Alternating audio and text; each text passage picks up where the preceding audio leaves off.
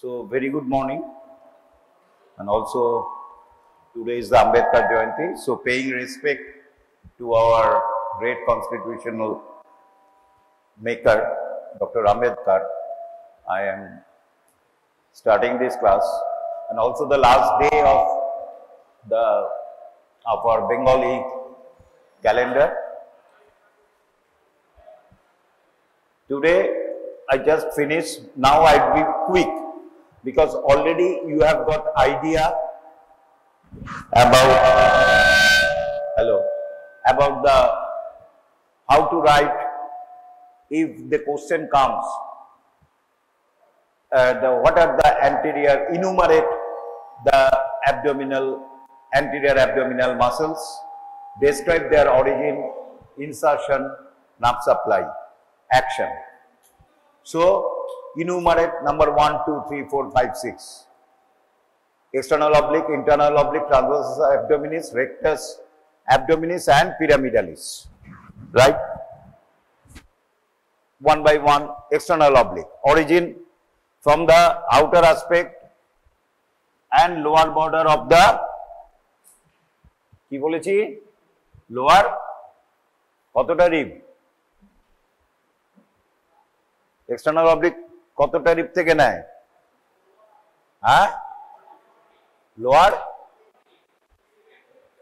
how many lower 8 ribs তাহলে এটা নিল তাহলে অরিজিন এরকম লিখবো আমি তোমাদের লেখাটা দেখাচ্ছি দেখলাম অনেকেই জিনিস জানো in your you know that's the answer but you cannot write how to write in the answer script. So it is important. Number 1, origin. Underline it. Next, 1. এখানে একটাই হবে সুতরাং 1 দেওয়ার দরকার নেই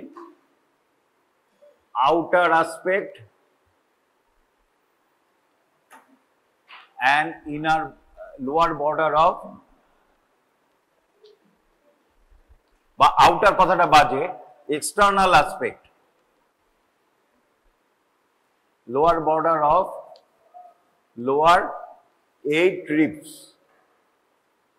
insertion number 1 the lower 8 ribs থেকে নিল and the most posterior fibers inserted into the outer aspect outer lip of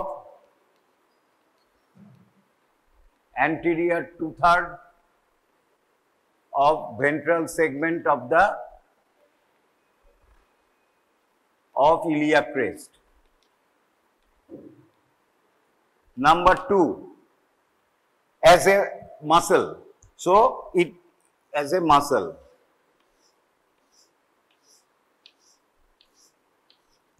The rest of the fibers form an aponeurosis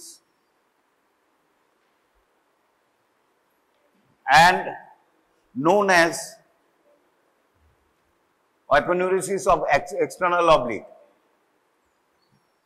এরকম ভাবে লিখতে হবে aponeurosis of external oblique and inserted and form যারা ভালো তারা মিলবে the changes occur where from the tip of the 9th costal cartilage to just anterior to the anterior iliac spine এত অবধি হচ্ছে মাসল এখানে যদি দেখো এখানে মাসল পাবে ঠিক তার medially it becomes aponeurotic membrane হয়ে গেছে thick membrane and it formed the anterior wall of the rectus sheath and inserted into the linea from the xiphoid in the linea alba extending from the xiphoid process to the upper border of the symphysis pubis. Finished. Nerve supply lower 6 intercostal nerves.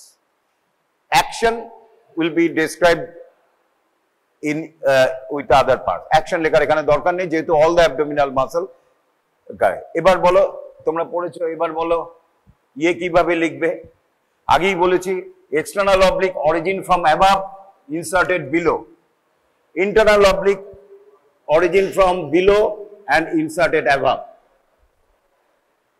তাহলে কিভাবে origin কে বলবে পড়ে দেখেছো তো কালকেও দেখলে origin of internal oblique very good একটা একটা করে এসে খুব ওই একটা ছেলেই পড়ছে তার আগে আমি একটা জিনিস যেটা বলেছিলাম what I have told you the lower border of the aponeurosis of the external oblique being rolled over and become the inguinal ligament.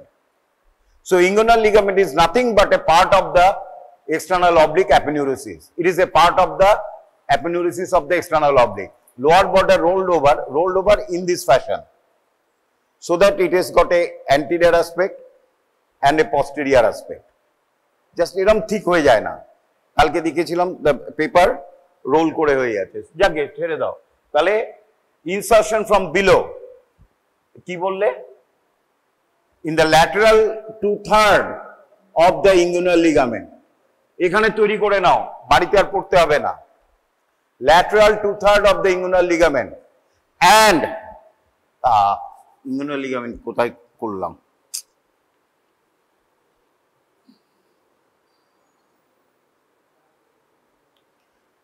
এটা হচ্ছে pubic tubercle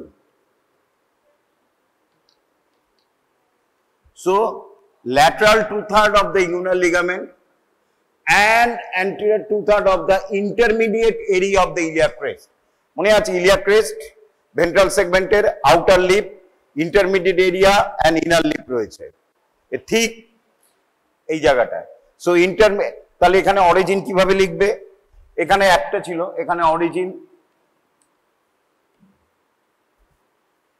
অরিজিন নাম্বার 1 ও যেটা বললো lateral 2/3 of the inguinal ligament. Number 2, intermediate area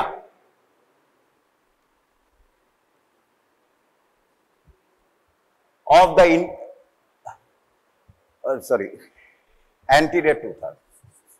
Anterior 2/3 এটা হচ্ছে ventral segment এটা হচ্ছে dorsal segment এই ventral segment এর anterior 2/3 of intermediate area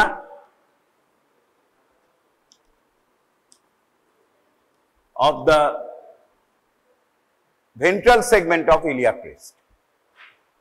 Origin শেষ হয়ে গেল ইনসারশনটা একটু পিকুলিয়ার আছে একটা জিনিসই বোঝাবার আছে বাকিগুলি সহজ the inguinal fibers এটা কোন সাইড মিডিয়াল সাইড এটা lateral side the most medial fibers bhalo kore bojo takes origin from the inguinal ligament it first goes upwards medially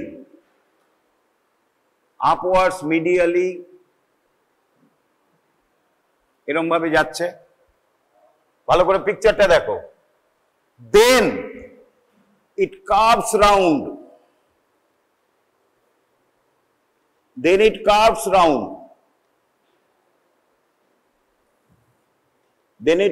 round arch bridge moto archer moto holo then it joins with the just dipe internal oblique dipe ki royeche transversus abdominis o ekhane dekhabo origin নাই lateral 1/3 of the inguinal ligament সেইটাও এরকম ভাবে চলে আসে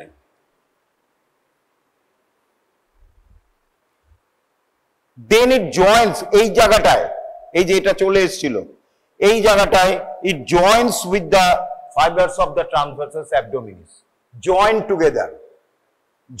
together একদম paste হয়ে যায় মানে সেপারেট করাই যায় না প্রায় তার জন্য এটার নাম দিয়েছি আমরা conjoint we name this conjoint and become it is no muscle fibers here it like a thick tendon so we call it conjoint tendon So it joins with the fibers of the transversus abdominis and it is inserted into the pubic crest and medial part of the pectineal line. ও আছে একটা, এটা just বুঝিয়ে দিচ্ছি। এটা হচ্ছে internal oblique fibre, ইংগুইনাল ligament থেকে নিয়েছে। কেমন? এইটা ধরো, এটা হচ্ছে inguinal canal. So it takes from the inguinal ligament, একটা জিনিস দেখো, then it directed upwards and upwards যাচ্ছে, ওপর তো এটা, then medially গেল, and এটা হচ্ছে inguinal canal.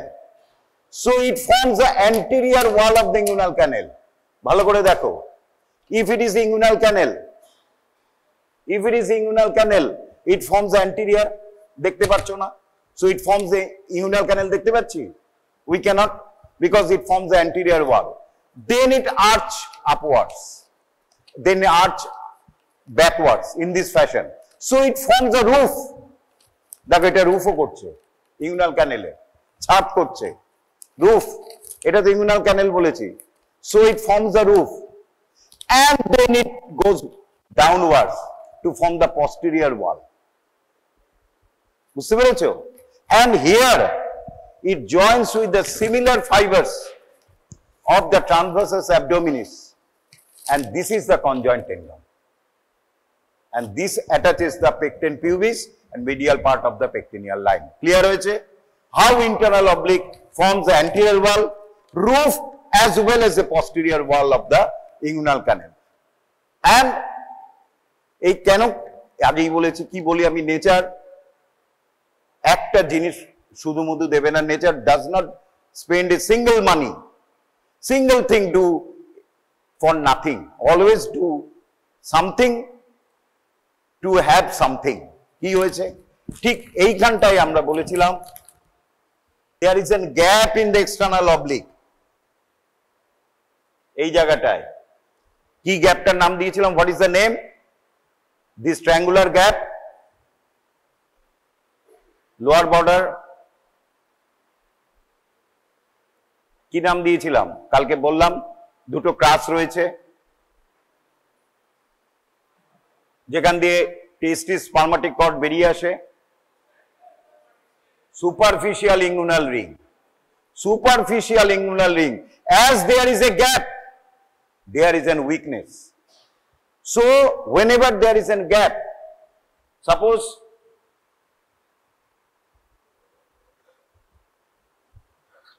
this is a gap,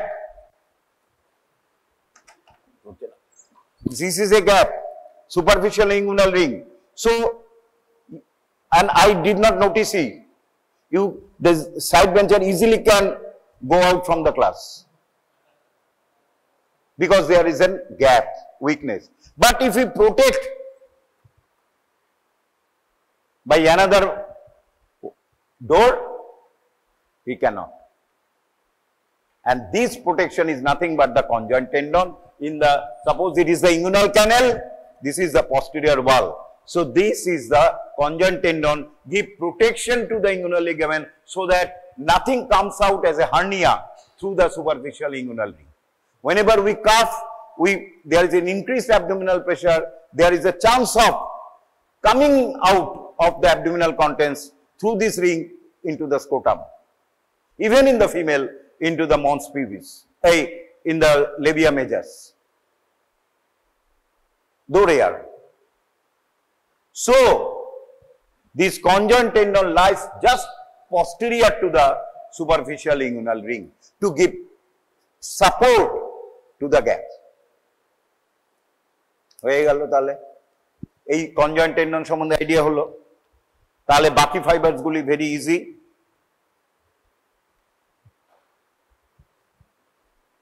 এই ফাইবার গুলি inserted into the most posterior fiber, inserted in the lower aspect of the lower 3 or 4 ribs, and rest of the fibers directed in this fashion just opposite to the direction of the, and forms an aponeurosis and form both the anterior wall and posterior wall of the rectus sheath, like this.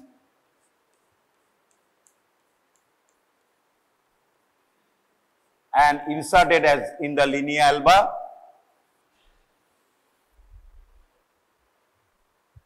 তাহলে insertion কি?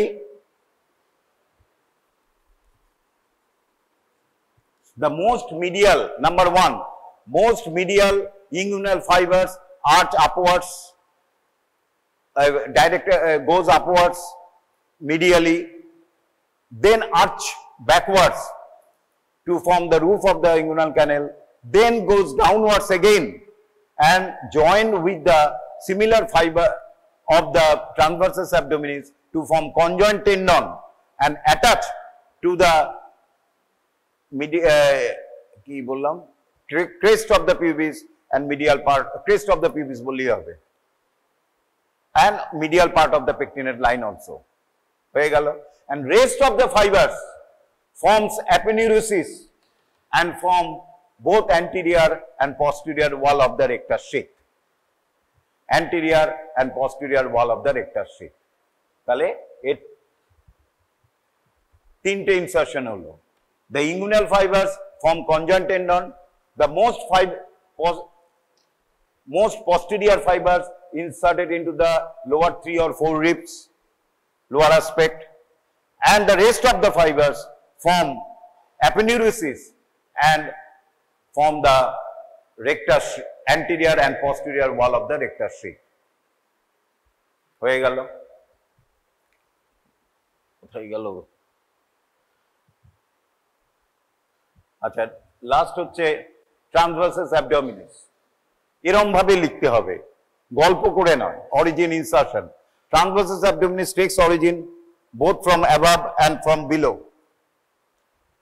So above the costal cartilage, এখানে কিন্তু ribs থেকে নয়,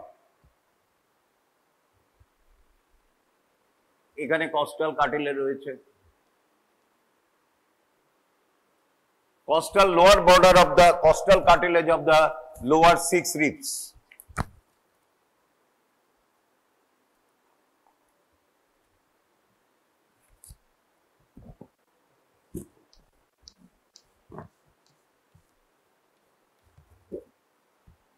আর কোথার থেকে নেয়? Anterior 2/3 of the inner lip of the ventral segment of the iliac crest, and যেটা বললাম lateral, আবার এখানে এঁকেছি আমিও,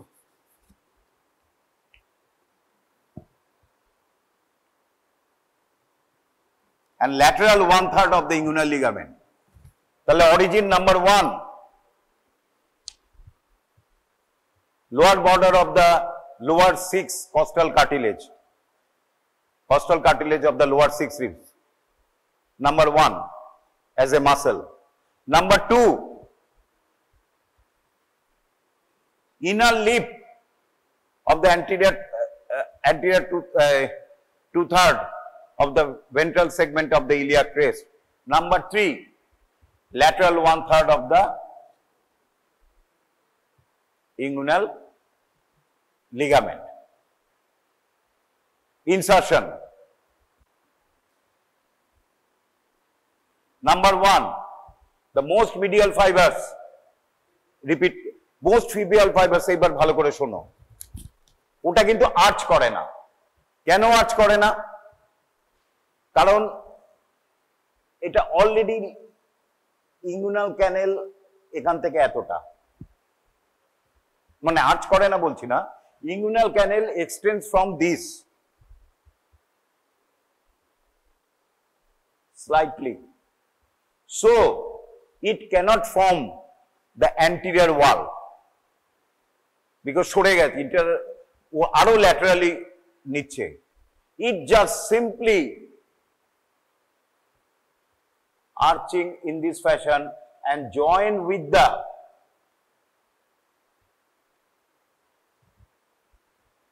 fibers of the internal oblique to form conjoint tendon and inserted into the crest of the pubis and medial part of the pectinate line as a conjoint tendon. Finish. ওটা কিন্তু ইয়ে করছে না, অ্যান্টিরিয়র ওয়াল তৈরি করছে না। কেন? ইঙ্গুনাল ক্যানেল এইখানটায় রয়েছে, বুঝতে পেরেছো? আর অরিজিন নিচ্ছে এখান থেকে, তাহলে এখানে ইঙ্গুনাল ক্যানেল তো নেই, তাহলে অ্যান্টিরিয়র ওয়াল করবে কি করে? সুতরাং ট্রান্সভার্সাস অ্যাবডোমিনাস, এটা একটু লাগিয়ে দাও না কালকের মতো, অ্যান্টিরিয়র অ্যাবডোমিনাল ওয়াল, নইলে দেরি হয়ে যাচ্ছে আমার। বুঝতে পেরেছো কি? ট্রান্সভার্সাস অ্যাবডোমিনাস এইটা হচ্ছে inguinal ligament,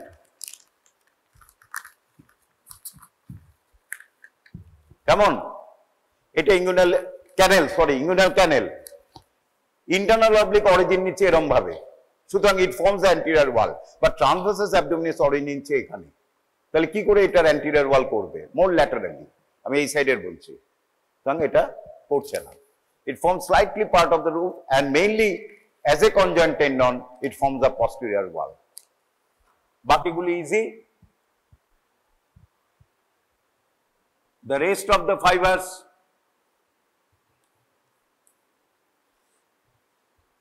forms an aponeurosis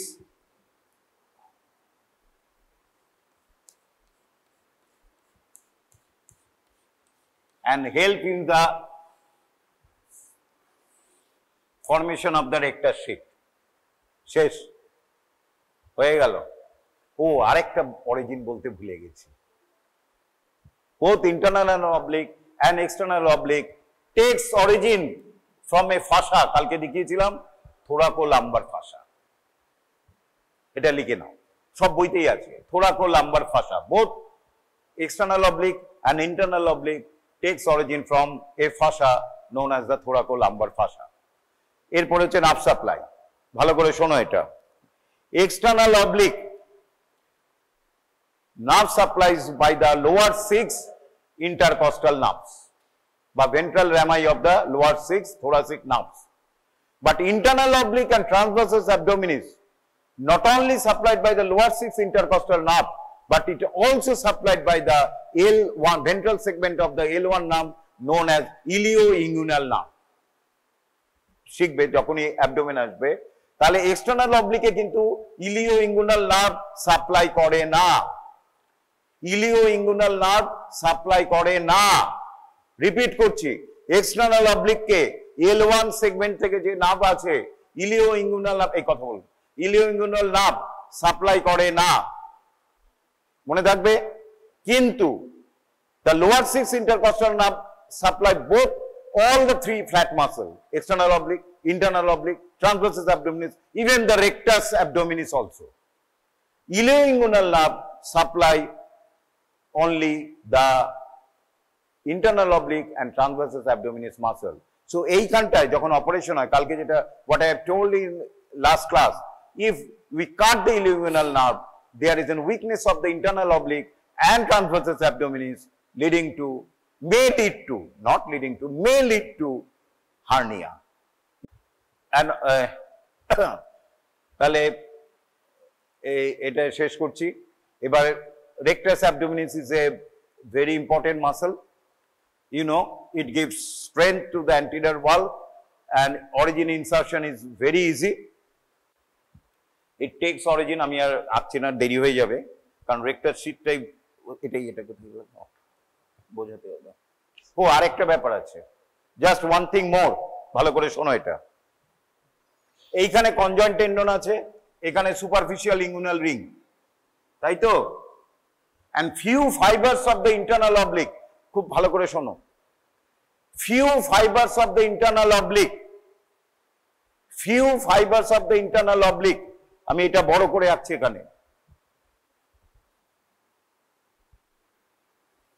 এটা হচ্ছে superficial inguinal ring, a gap in the aponeurosis of the external oblique, এবং এর এইখানে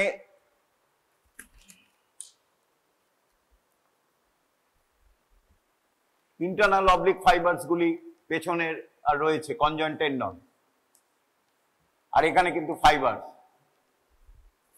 few fibers of the internal oblique, few muscular fibers of the internal oblique comes down, আর এই inguinal ring দিয়ে কি বেরিয়েছে? টেস্টিস with স্পারমাটিক cord in mail.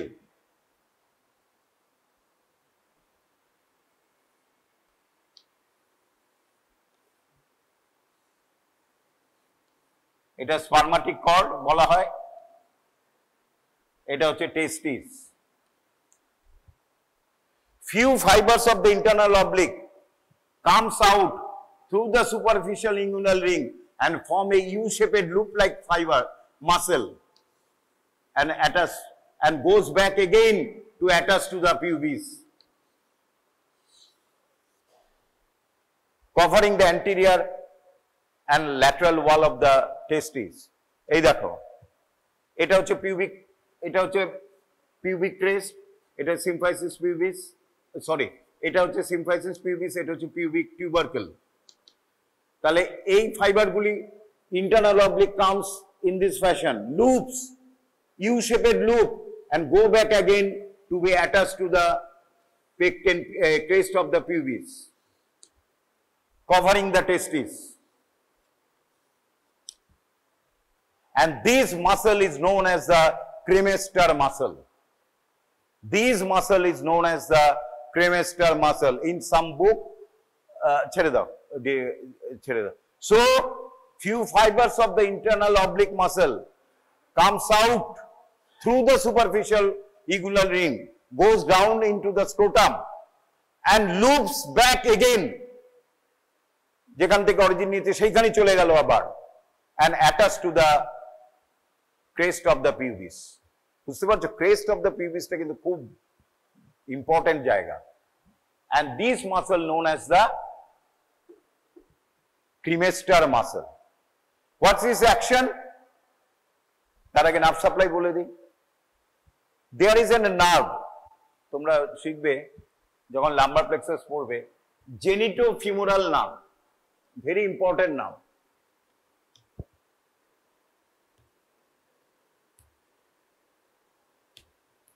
Genitofemoral nerve, genitofemoral combined, it has got two branches. Genitofemoral nerve arises from the L1 and L2 segment, lumbar 1 and lumbar 2 segment. এটার দুটো branch আছে, genital and femoral branch. Femoral branchটা কোথায় যায় পড়েছো? femoral sheath, আর্টারির যে compartment সেখান থেকে চলে যায় গিয়ে এইখানটায় সাপ্লাই করে। Medial aspect of the skin, very important. So genitofemoral nerve divides into two branches, genital and femoral. Genital and femoral.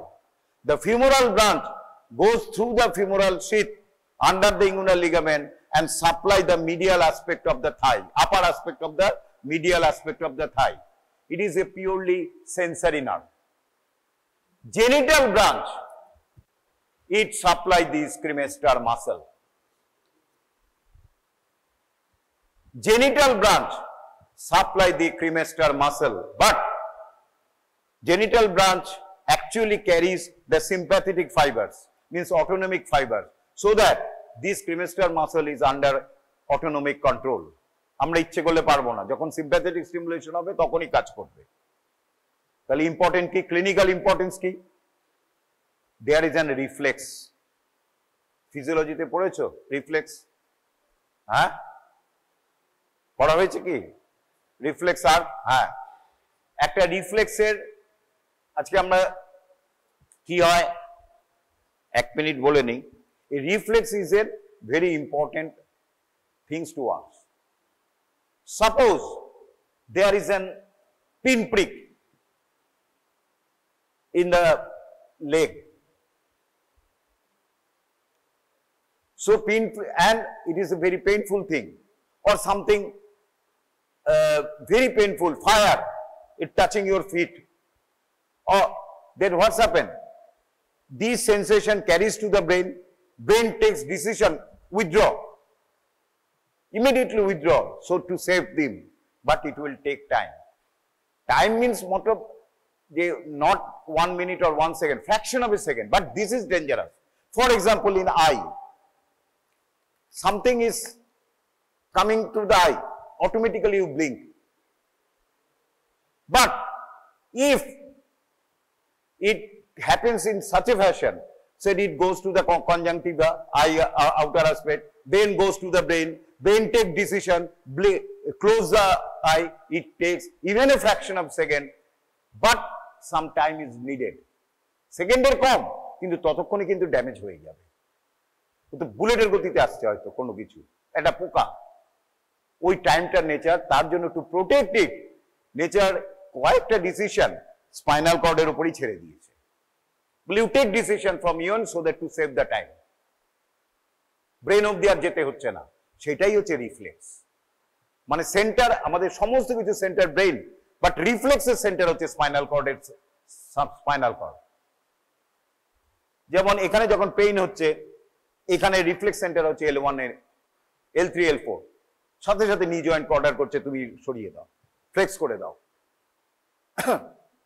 হ্যামস্ট্রিংকে বলছে ফ্লেক্স করো, হ্যামস্ট্রিং ফ্লেক্স করে দিই, সেটা হচ্ছে নিজার। বা নিজারটা হচ্ছে রেক্টা, তুমি এরকম করলে লাথি মারো, এটা হচ্ছে নিজার। কোয়াড্রিসেপসকে বলছে অ্যাকশন করো, ওই অ্যাকশনটা ব্রেন অবধি যাচ্ছে না। তাহলে কি হচ্ছে এটাতে? এই স্পাইনাল কর্ডের সেগমেন্ট আছে, ধরো সার্ভাইকাল, থোরাসিক, T1 T2 এরকম করে করি। এই রিফ্লেক্সে কি হয়, একটা অ্যাফারেন্ট লিম্ব আছে, afferent, it takes the information to the spinal cord, তাকে আমরা বলি afferent, A for America, afferent. Afferent limb মানে অ্যাফারেন্ট লিম্ব মানে হাত, অ্যাফারেন্ট লিম্ব।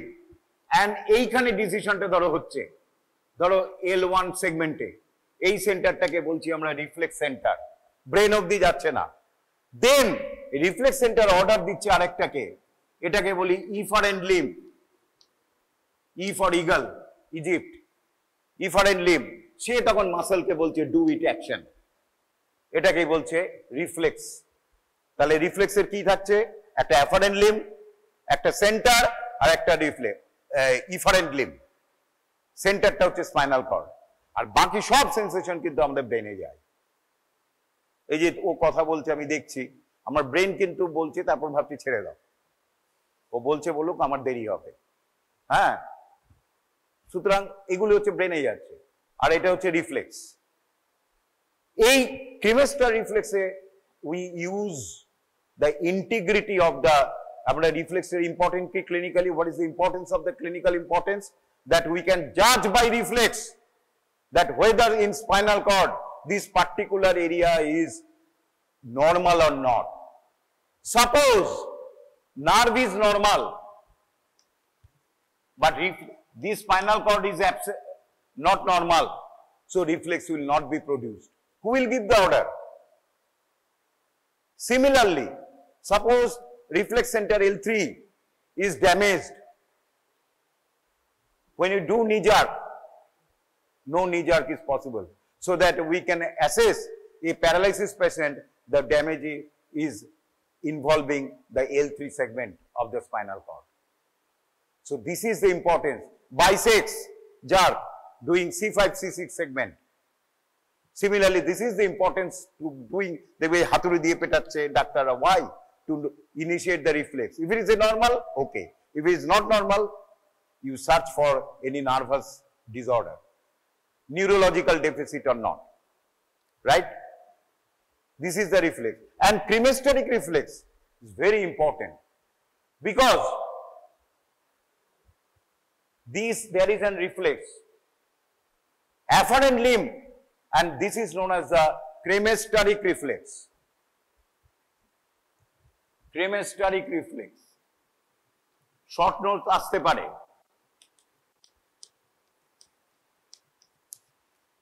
লিখে রাখে, afferent limb,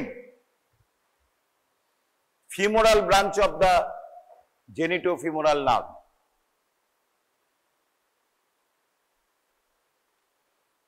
Center, reflex center, L1 and L2 segment of the spinal cord. And efferent limb,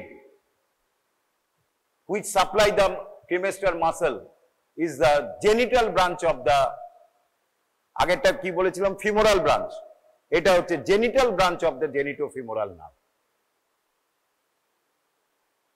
কি করা হয় ক্রিমেস্টারিক রিফ্লেক্সে? বাচ্চাদের স্পেশালি করা হয় বোঝার জন্য ওদের ইন্টিগ্রিটি আছে কিনা। Inner aspect of the thigh where this femoral branch supply, অথবা অনেক সময় ইলিউমিনাল নার্ভ সাপ্লাই করে এখানটায়, সেটাও অ্যাফারেন্ট লিম্ব হতে পারে।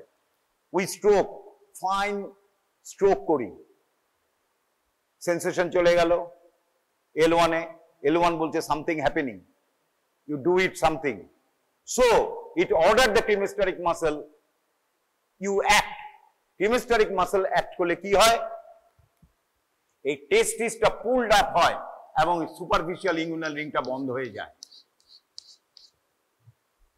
so that hernia cannot occur, so it is in a protective reflex. Cremasteric reflex pulls the testis upward.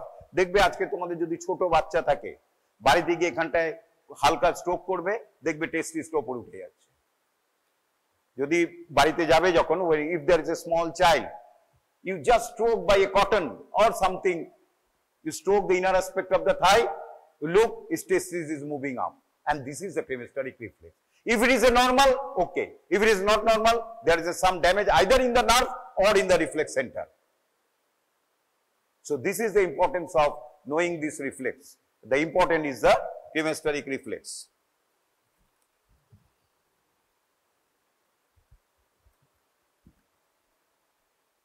Interesting লাগছে anatomy? খুব বোরিং নয় কিন্তু। আচ্ছা, তোমাদের বারবার বলছি, this is the pubic tubercle, আমি তার জন্য কালকে this is the pubic crest and this is the pectineal line, এটা ভালো করে বুঝবে। This is the pubic crest, এইখানেই তোমার সুপারফিশিয়াল ইঙ্গুইনাল রিং রয়েছে, আর দিস ইজ, এখানেই লুপস অফ ক্রিমেস্টার এসে লাগছে। এই যে this is the pubic crest আর this is the pectineal line.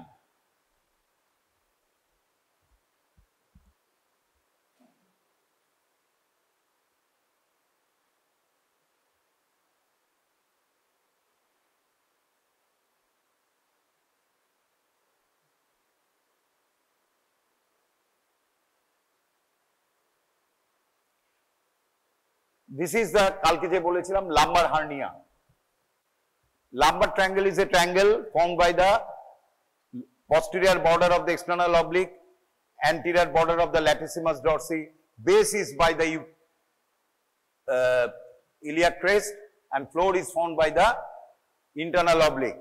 If there is a defect, look, abdominal content protrudes out.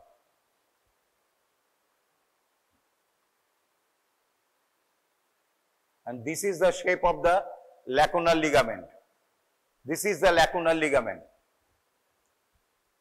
This is the superficial inguinal ring. This is the lacunar ligament, a part of the inguinal ligament. And some part of the inguinal ligament reflected in this fashion over the superficial inguinal ring, and this is known as the reflected part of the inguinal ligament. Some fibers of the inferior crust a car part actually, এই যে superficial inguinal ring টা car part, কার মধ্যে gap, external oblique এর মধ্যে gap. So some part of the inferior, some fibers goes in front of the superficial inguinal ring to be attached to the lydia alba, and which is called the reflected part of the inguinal ligament or third class of the inguinal ligament.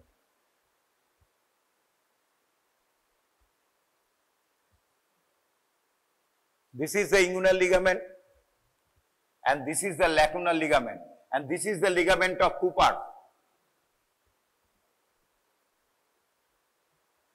This is the dissection in the superficial inguinal ring. যাকে আর ছেড়ে দাও।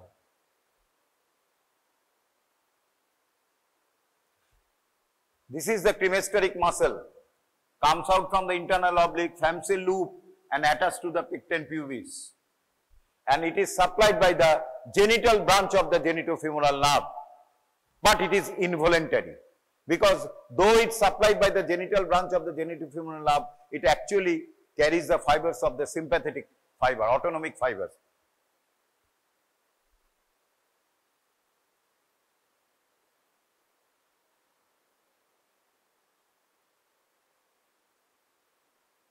What is the function? মনে রাখবে PCR.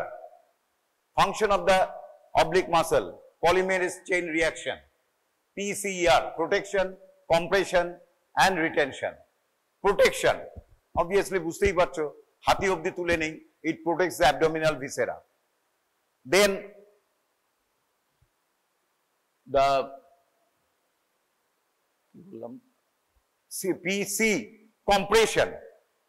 When you compress, the intra-abdominal pressure rises so that it helps in forceful action like defecation, micturition. যখন আমাদের জোর দিয়ে bathroom করতে হয় তখন আমরা প্রেস করছি, and diaphragm moves up.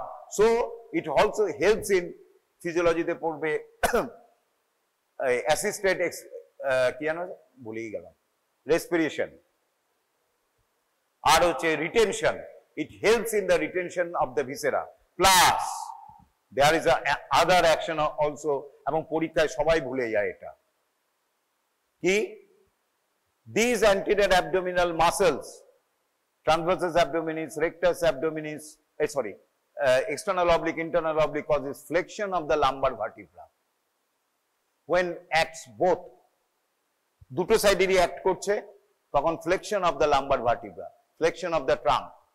আর যদি একটা সাইডে করে, if one side of the external oblique, internal oblique and transverse act, lateral flexion. R একদিকের external oblique, internal oblique transverse করলো, আর অপর দিকের external oblique transverse abdominis করলো, তখন twisting হচ্ছে. So these are all the actions of the anterior abdominal wall muscle. It is an important question for theory. সুতরাং এটা একটু পড়তে হবে। এটা বারবার জোর দিচ্ছি, ওরালে জিজ্ঞেস করে, ওরালে খুব জিজ্ঞেস করে, টেস্টিস যখন স্পেসিমেন দেবে জিজ্ঞেস করে, আর আমাদের এখানে টেস্টিস স্পেসিমেন আছে, সুতরাং দেওয়া হবে।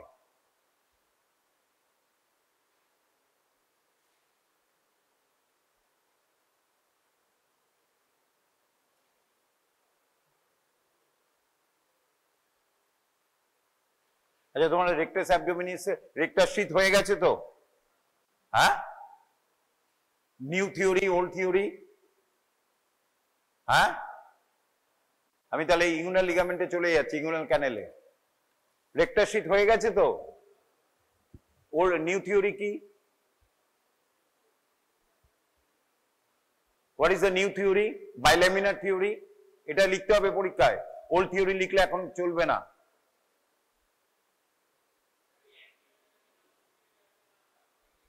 সব বুঝলাম, তফাৎটা কোথায়?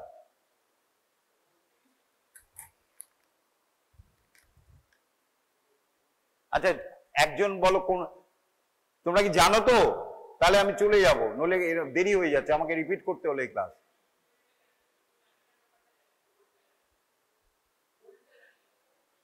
ওল্ডটা জানো না? না জানলে ক্ষতি নেই, যদি নিউ জানো ঠিক আছে। কিন্তু অনেক এক্সামিনার থাকে, অনেক সময় পুরনো, বুড়ো মানুষ এসে গেলে কিন্তু মুশকিল আছে, একটু ওল্ডটাও জেনে রাখবে। কেন হবে না, আমি খুব শর্টে বলছি।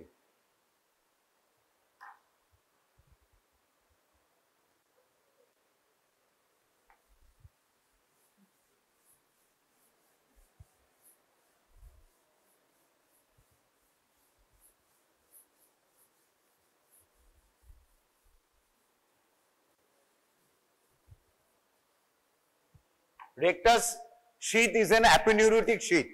এই যে লেখা style, that is important. Rectus sheath, what is it? It is an aponeurotic sheath covering the rectus abdominis muscle and pyramidalis.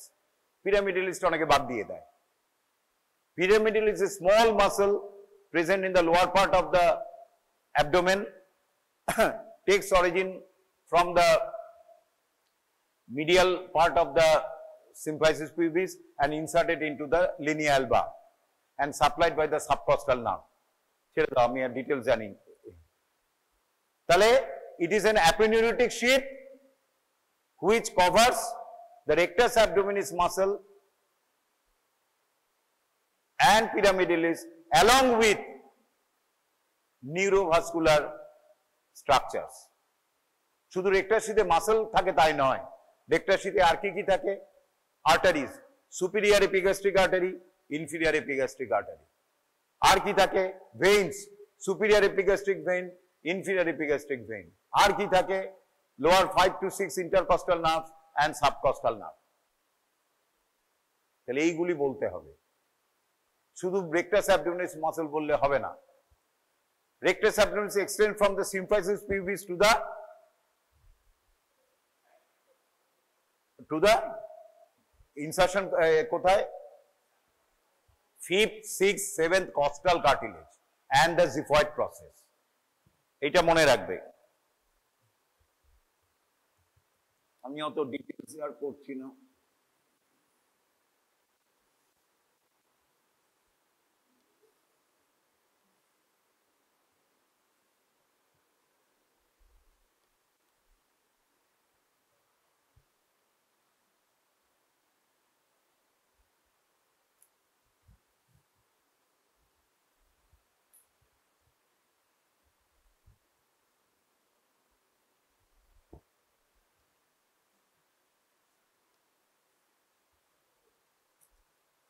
It takes origin by two heads, medial head and a lateral head, and form a muscle and inserted here.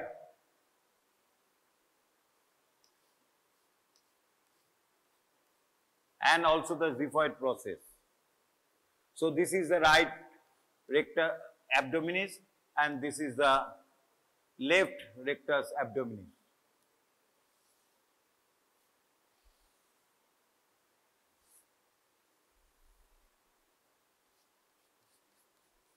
And the two muscles, there is a right rectus abdominis and left rectus abdominis, and the midline, there is a thick structure where all the flat muscle blends and known as the linea alba, extending from the symphysis pubis, which is broad above the umbilicus and thin towards the below umbilicus. And this is known as the linea alba. Linea means straight, alba means white, right? And rectus muscle here, external oblique, internal oblique and transversus abdominis. Here it muscle form the rectus sheath. এদিকে একটা, এদিকে একটা। Come on. So these muscles are covered. এবার কি লিখবে? Rectus sheath. It is a aponeurotic sheath covering the rectus abdominis and pyramidals muscle and their associated neurovascular structures. Finished. Formation. Anterior rectus sheath is a complete. ব্যাপার কি? It is completely covers the rectus abdominis and pyramidalis muscle. It is a complete. It covers the completely covers.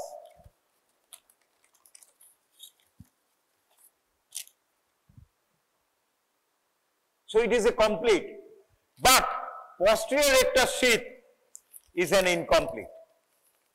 Midway, suppose এখানটায় umbilicus বা navel রয়েছে, midway between the umbilicus and symphysis pubis, posterior rectus sheath এখানটায় এসে এইরকম হয়ে যাচ্ছে। Suppose it is the posterior rectus sheath. এই জায়গাটায় এই posterior rectus sheath ends, শেষ হয়ে গেল। তলে আর রেক্টাস শীথ নেই। তলে তাহলে কি আছে? রেক্টাস শীথের পরে ফাসা ট্রান্সভার্সালিস। ওয়াল অফ দা আমরা জানি স্কিন সুপারফিশিয়াল ফাসা, তারপরে স্ট্রাকচার গুলি এক্সটার্নাল অবলিক, ইন্টারনাল অবলিক, তারপরে fascia transversalis, extraperitoneal tissue and parietal peritoneum. তাহলে rectus sheath ends at the midway between the umbilicus and the symphysis pubis in this fashion, and this line where it ends, it is called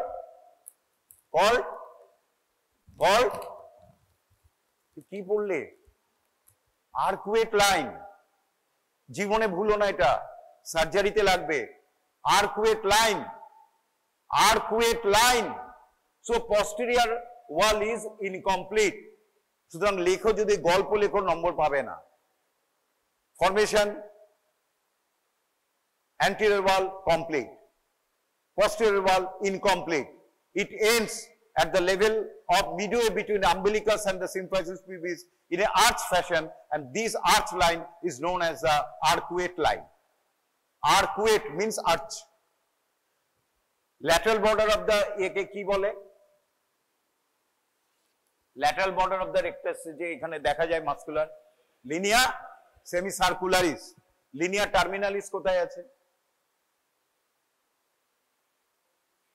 Arcuate line of the যেটা পেকনিনেট line arcuate লাইনে চলে যাচ্ছে heap বোনে, সেটাকে লিনিয়া terminalis বলে।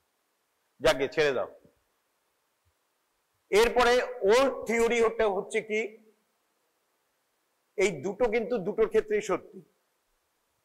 According to old theory, we divide the rectus sheath above the costal margin and midway between the umbilicus, যেখানে arcuate line রয়েছে, এই তিনটে জায়গার ফর্মেশন আলাদা। Above the costal margin, posterior wall is also absent above the costal margin also. ভুল হয়ে গেছে বলতে। So posterior wall is incomplete.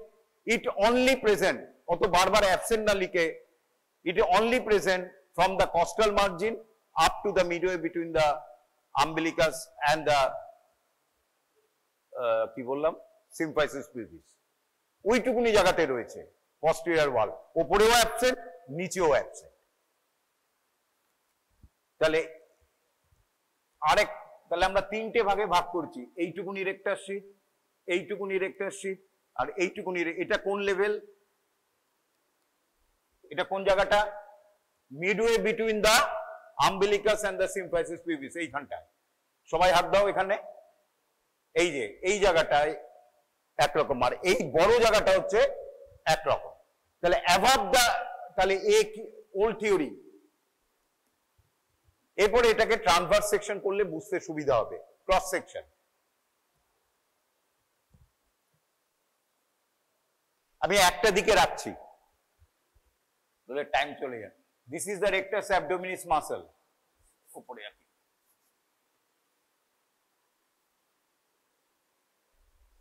এটা হচ্ছে এক্সটার্নাল অবলিক। ইন্টারনাল অবলিক খুব একটা পাচ্ছি না এখানে, ট্রান্সভার্স অ্যাবডোমিনিস রয়েছে। যাকে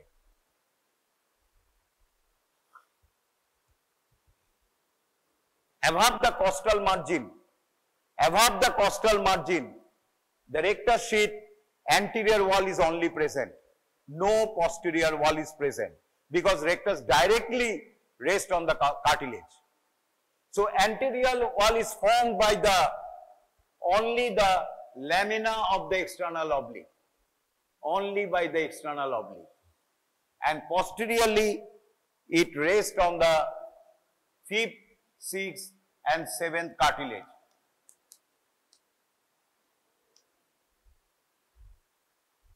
এটা ওল্ড থিওরি বলছি।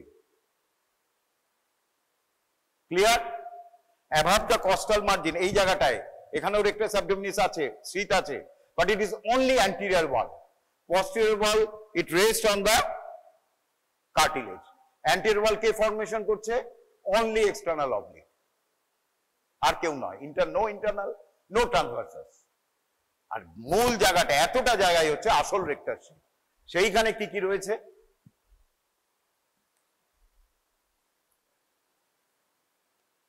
rectus, external oblique, internal oblique, transversus abdominis.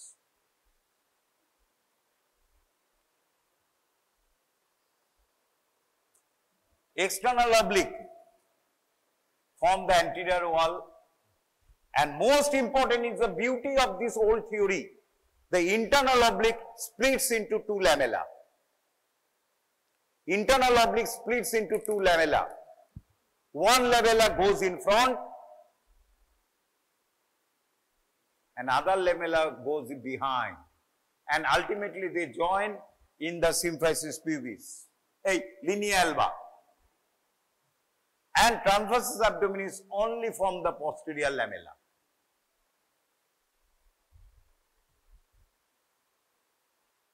So anterior wall is formed only by the anterior wall, এই জায়গাটায় Anterior wall of rectus is formed by the lamella of the external oblique. এটা হচ্ছে external, এটা internal, এটা transversus. And anterior lamella of the internal oblique, posterior wall is formed by the posterior lamella and the transverse abdominis. And below the arcuate line, the posterior wall is absent. So,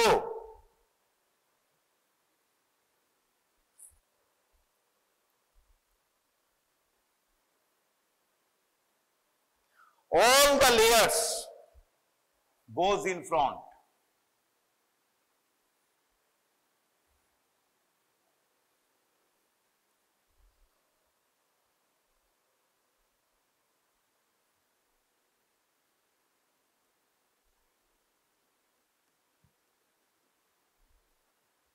And it is the fossa transversalis.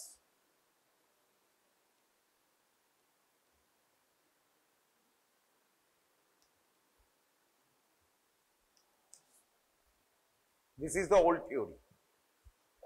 So, in the below the arcuate line, anterior wall is complete present and it is formed by all the anterior abdominal wall muscle, external oblique, internal oblique and transverse abdominis, and posterior wall is absent and it rests on the, so rectus কার উপরে পড়ে আছে, fossa transversalis. এটা হচ্ছে old theory. অনেকগুলি লিখতে হয়, কিন্তু আমাদের recent theory is very easy. এখানে বলা হচ্ছে all lamella, both external, internal, external, এই জায়গাটায়, এই জায়গাটায় all R বাইল্যামেলার, all R বাইল্যামেলার।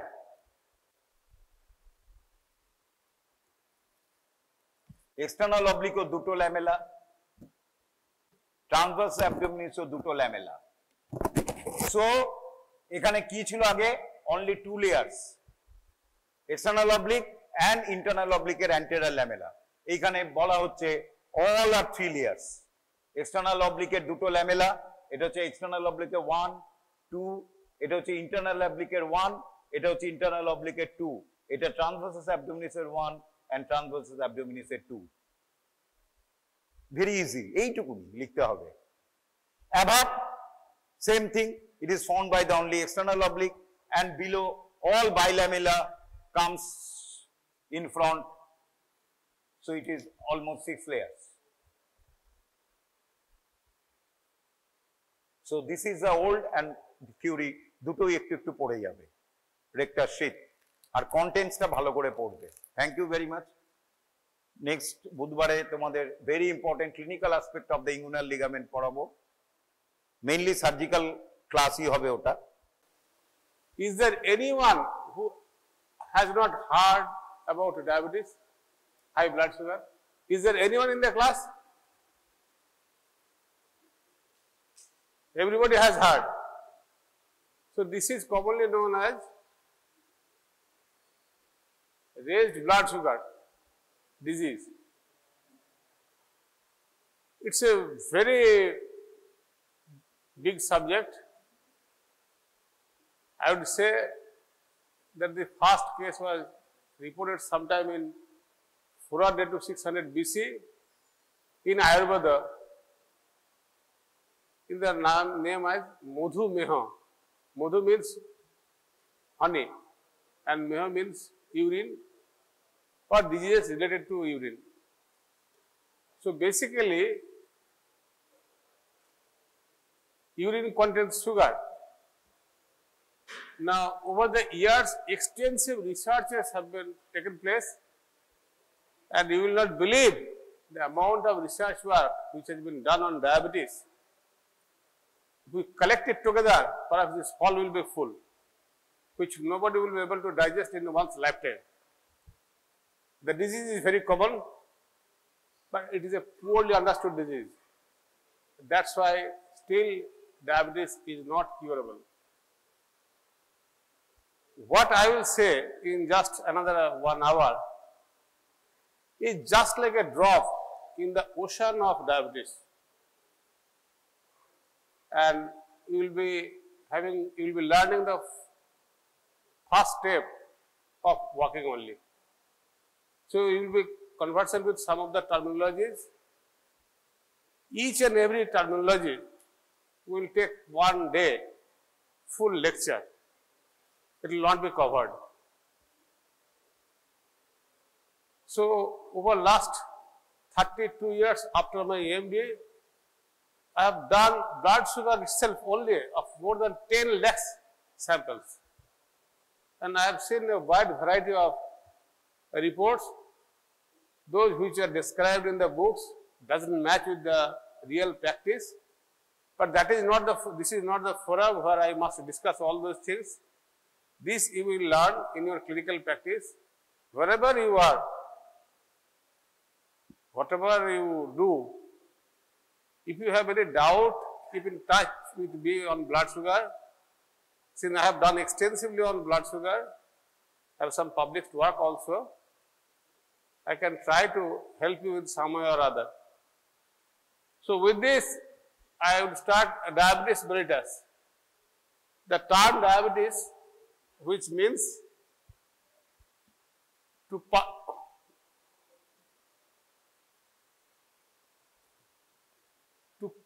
diabinin, the word has come from diabinin, that is go through, and mellitus is a Latin word. This is a Greek word, this is a Latin word, means sweets. See, blood sugar terminology is still being used just like ketone bodies. Out of 3 ketone bodies which you have done, there is only one ketone. The rest are not ketone. One is acid, that is ketoacid. One is not ketoacid, this is beta hydroxybutyric acid. But still that name is being used, that ketone bodies. Just like that blood sugar, it's a time honored. Means people have been using for over a long time. And that's why today in medical science really it is a loosely used term. Most of the doctors even today, even those who have passed out recently, they still use the term blood sugar. Ideally, what we measure is basically glucose in blood. This can be done by a glucometer, which many of you have seen. It's a point of care testing. One can test it by just simply pricking a fingertip and then testing the amount, seeing what is the amount of glucose which is present. This is somehow give you some rough idea, but it will not be that accurate as what we do in laboratory. So, normally plasma glucose is a standard laboratory method, and wherever you see the report of blood sugar, you will find it is expressed as plasma glucose and not blood sugar. So, don't get confused, but still that plasma glucose is interpreted, blood sugar level is very high. Okay. So, from the serum, since plasma and serum there is a mild difference, so from serum it can also be measured, but this is not recommended, because when we measure blood sugar sample is collected in a vial that contains sodium chloride, which prevents glycolysis of the cells, so that the sugar remains stable. In serum samples, what happens, you don't know when the clot was removed, so the actual level will be low or lower than what it is. So, plasma glucose gives the actual figure. So, what is diabetes? It refers to a group of common metabolic disorder that share the phenotype of hyperglycemia. So, diabetes is characterized by hyperglycemia. Now, what should be the level of hyperglycemia? These, please try to remember these 3 figures. This you have to memorize lifelong. At least so far you will be remaining the student, because this definition, this has been in practice from 2004. So, plasma glucose level fasting, if it is more than 126, plasma glucose more than 126 or equivalent, I have forgotten to write the equivalent, and plasma glucose postprandial means after meal, it should be more than 200, or there is a term called HbA1c, about which I will discuss later, that will be more than 6.5%. What do we mean by fasting?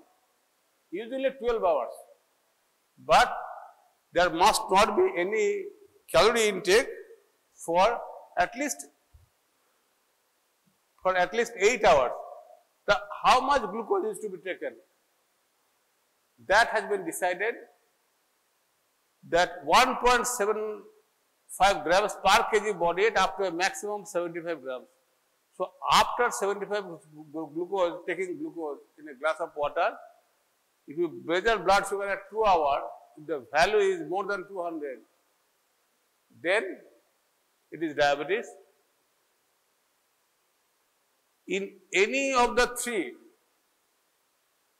alone can diagnose diabetes, but the same sample needs to be repeated twice, means value has to be rechecked. Suppose if you find a blood sugar of 126 or 128, you recheck it in the laboratory. On repeat investigation, if the same result is obtained, that means the patient is diabetic.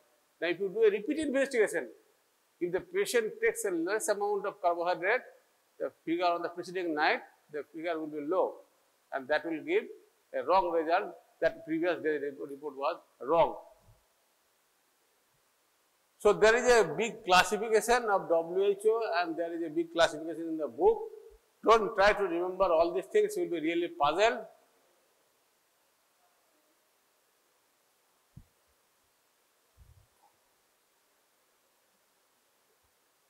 That's why there are two criteria which are followed. Somebody gives a guideline that like COVID, you have seen the WHO's guideline is giving.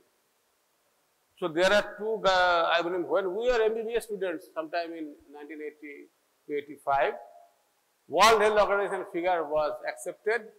From 1997, ADA came into the picture, that is American Diabetes Association from 1997.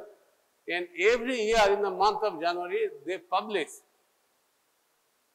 recommendations on diabetes. What should be the line of treatment? Everybody follows almost the ADA guidelines. Coming back to diabetes mellitus, what will be the features of diabetes? So patient will complain of polyuria, means frequent urination. There is no need to take photograph, you just listen. Everything will be written in the book. You just listen to me. If you don't understand, ask me questions. Polyuria means people will complain that I am going to toilet frequently. Then polydipsia. Why polyuria occurs? Because blood sugar level is very high. So that blood sugar will be filtered. Blood glucose will be filtered in the glomerulus. Glomerulus is also having a capacity. If it exceeds the capacity, then glucose will appear in the urine, and glucose is an osmotically active substance. It will draw water and that will increase the volume. Try to remember why there is a polyuria, because there is osmotic diuresis. Glucose being an osmotically active substance will draw water and will increase the volume of the urine. That's why there will be increased need to pass urine. That is the reason why you have polyuria. Now, once you pass urine, you will feel thirsty. That's why there will be polydipsia, means frequent drinking of water. Then there is polyphagia. People who are diabetic, they can't utilize their glucose properly, and there is a problem in the brain which doesn't sense properly that we are well fed, and that's why these patients take a good amount of food, frequently food. That is polyphagia. Normally, many people try to lose weight. If a patient says that I am lost weight recently, that might be a case of diabetes mellitus, because glucose is not being utilized properly by the peripheral tissue. Now, blurring of vision, this is another problem. Patient comes to the eye, that I can't see properly, because the lens, which is having a normal osmotic pressure in the aqueous humor, gets disturbed, its size gets disturbed. That's why there will be a problem with the blurring of the vision. The chronic recurrent infections, like boils, abscess, delayed or improper wound healing. Because normally we have wear and tears throughout the body, there is a bacteria present in the environment, but our immune system is very strong. That's why we can cope up with the infections. But when the blood glucose level will be high, obviously these secretions will contain a high amount of glucose, and glucose is a very good medium for the bacteria or other pathogenic organisms. They will grow and our body system will not be able to control that infection. That's why they will suffer from infections. The patient might come with a variety of infections. Strikingly, none of the features will be present in diabetes mellitus despite the disease is quite advanced, because body had adjusted high blood glucose level over a period of time and they remain asymptomatic and they are detected on casual investigations. Like for medical examination, somebody has come, just I want to have a routine checkup, I have aged over 40 years. Do you have any problem? No, I don't have any problem. But on investigation, you find that fasting blood glucose level is 300 and postprandial is more than 600. So that asymptomatic patients, suppose you want to do an operation, you want to check whether blood sugar level is high or not. At that time, it is found that the patient was detected to be highly diabetic, not usually mildly diabetic or variable degree of diabetes, for which the patient will not be symptomatic. And last, many persons may not present anything at all. They will come straight with the complications. And that is a very advanced stage of the disease. And people really come with that stage. Now, what type of infections? So, patient will come with this type of infections. Present with this type of infection, and if you give antibiotic, there will be no relief, because blood sugar level is high. At that time, until and unless you control the blood sugar, infection will not be cured. Okay. So, I told you about World Health Organization and American Diabetes Association. So, this chart you must remember again for the rest of your life. Just it will be available in the books. Just try to understand. So, what is diabetes? I have clarified that these points you must remember, that more than or equivalent to 126, this is more than or equivalent to 200, and this is 6.5. Now, normally less than 100, less than PP 2 hour is less than 140 and HbA1c less than 5.6. Now, there is an intermediate part that is called impaired. Means the disease will progress from normal to impaired to diabetes. The importance of this is that if the patient progresses from normal to impaired, suppose you are normal weight, you have started taking good amount of food and less physical activity, you will pass from normal to impaired. Now, if you indulge in doing that thing, you will progress to diabetes. So, that is a progressive disease, chronic in nature, it does not occur overnight, normally. The which disease is curable? When you are having an impaired state, at that time, it can be reverted back to normal. Because now you are putting a brake on your activities, on your food, on your physical exercises, so that you remain in normal stage, but you have to control it. There is no escape. Now, those who have crossed this stage to diabetes, they can if it is mild, they can bring the state from here to here, but hardly back to absolutely normal. Because there is some damage, and these damage are associated usually with some genetic defects also. So, at this stage, some people advocate treatment, some do not. Another is that when there is a classic symptom of diabetes and the random blood glucose is more than 200, that is also diabetes. Now, if somebody does not have any symptom, but his blood sugar level is persistently more than 250, yes, that patient is diabetic. Forget about that thing because most of the patients remain asymptomatic. So at that stage, patient needs to be treated. So these criteria which we are following is basically from 2004 to 2023, even this year also, the same criteria is being maintained, and WHO last criteria was 2020, it is the same figure. So this figure you must remember, and that will be asked in the question, and it will be required in a clinical practice. What I am saying is basically what you will be needing in your clinical practices in future. Now, this big classification I have shown, WHO, it's a very big. The best thing is to remember this thing, at least remember. You just refer that ADA 2023 guidelines. So, this is a very simple. You remember type 1 diabetes mellitus, type 2 diabetes mellitus, and a specific type of diabetes mellitus due to other causes, and gestational diabetes mellitus. What is gestational diabetes mellitus? Means diabetes occurring during pregnancy, typically during second and third trimester of pregnancy. Diabetes might be pre-existing in a woman, and then she might become pregnant, but that is not gestational diabetes.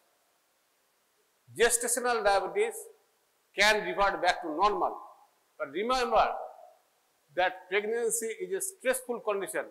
Now, in a stressful condition, body responded by hyperglycemia.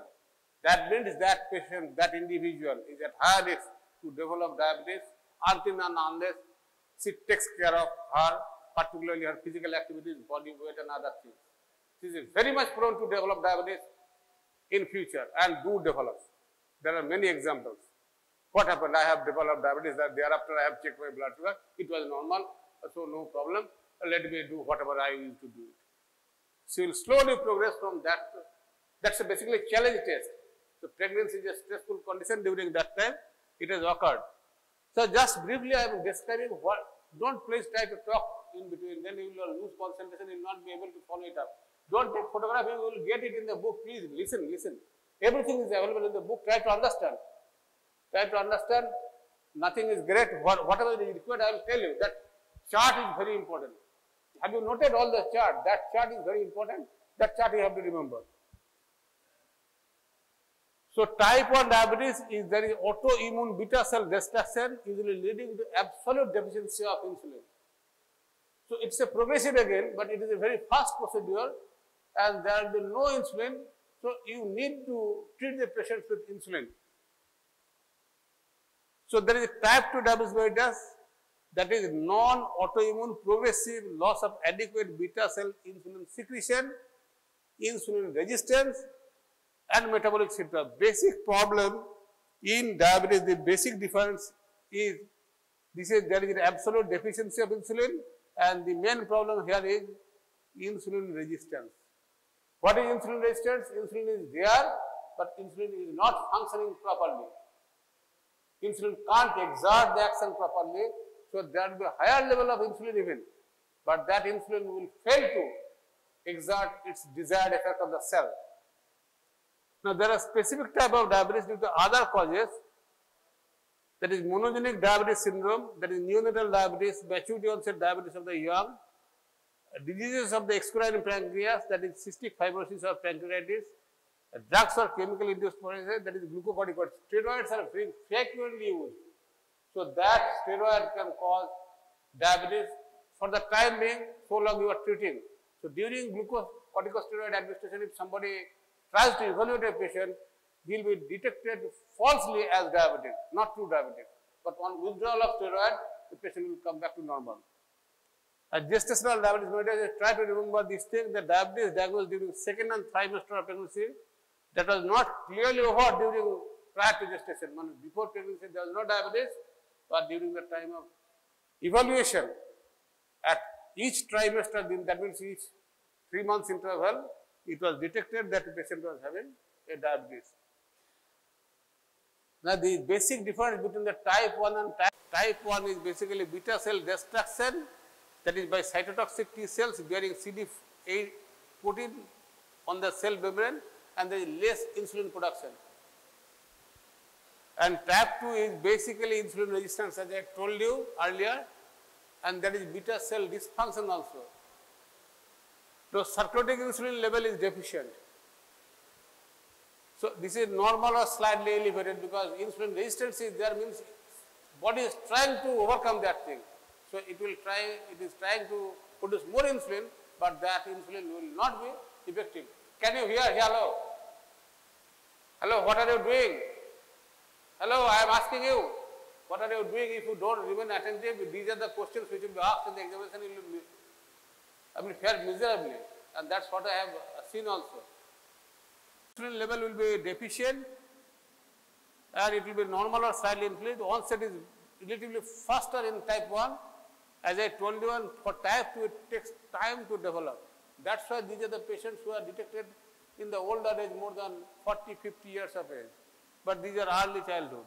So management, since this is deficient in insulin, you have to give insulin. There is no other way. And for type 2, you can control diet, control by diet, exercise. And these two, if you do it extensively, it is possible to come back to impaired state, but very difficult to bring it to normal range. Or then you need some amount of drugs, oral hypoglycemic agents, that is called hypoglycemic. Means oral hypoglycemic means those drugs which lower the blood sugar, that is oral hypoglycemic drugs. The type 1 is not very common, it is rare, relatively, it is 5%, above 5 to 10%, it is 90 to 95%, type 2. By this vast majority of diabetic patients will give you adequate amount of money, and all of you can create an institute of diabetes, just like Santiniketan Medical College, given the amount of diabetes patients present in our country and the poor management. All of you can do. And all of you can build up houses, cars, whatever you want. There is abundance of diabetic patients. They are not managed properly. So body is usually lean, and this type 2 is usually, there are exceptions. Usually means, but normally what is it found? But there are rare examples, uncommon findings are there, but usually it is obese with a high body mass index or with an abdominal obesity.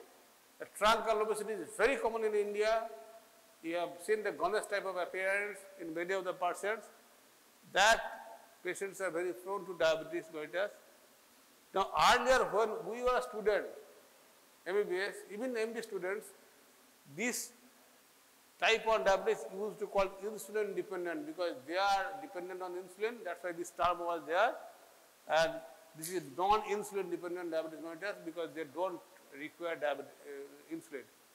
But what happens over a period of time, these type 2 diabetes mellitus patients, despite treating with oral hypoglycemic drugs, the blood sugar cannot be controlled and they do require insulin. So there is no watertight treatment compartment. So age is mostly common in childhood and early adulthood and often diagnosed usually in midlife. Now what are the laboratory findings and how will you follow it up? That is most important. Diabetic patients will come and there is a standard guideline that this is the actual usual rule, but there might be variation depending on the patient.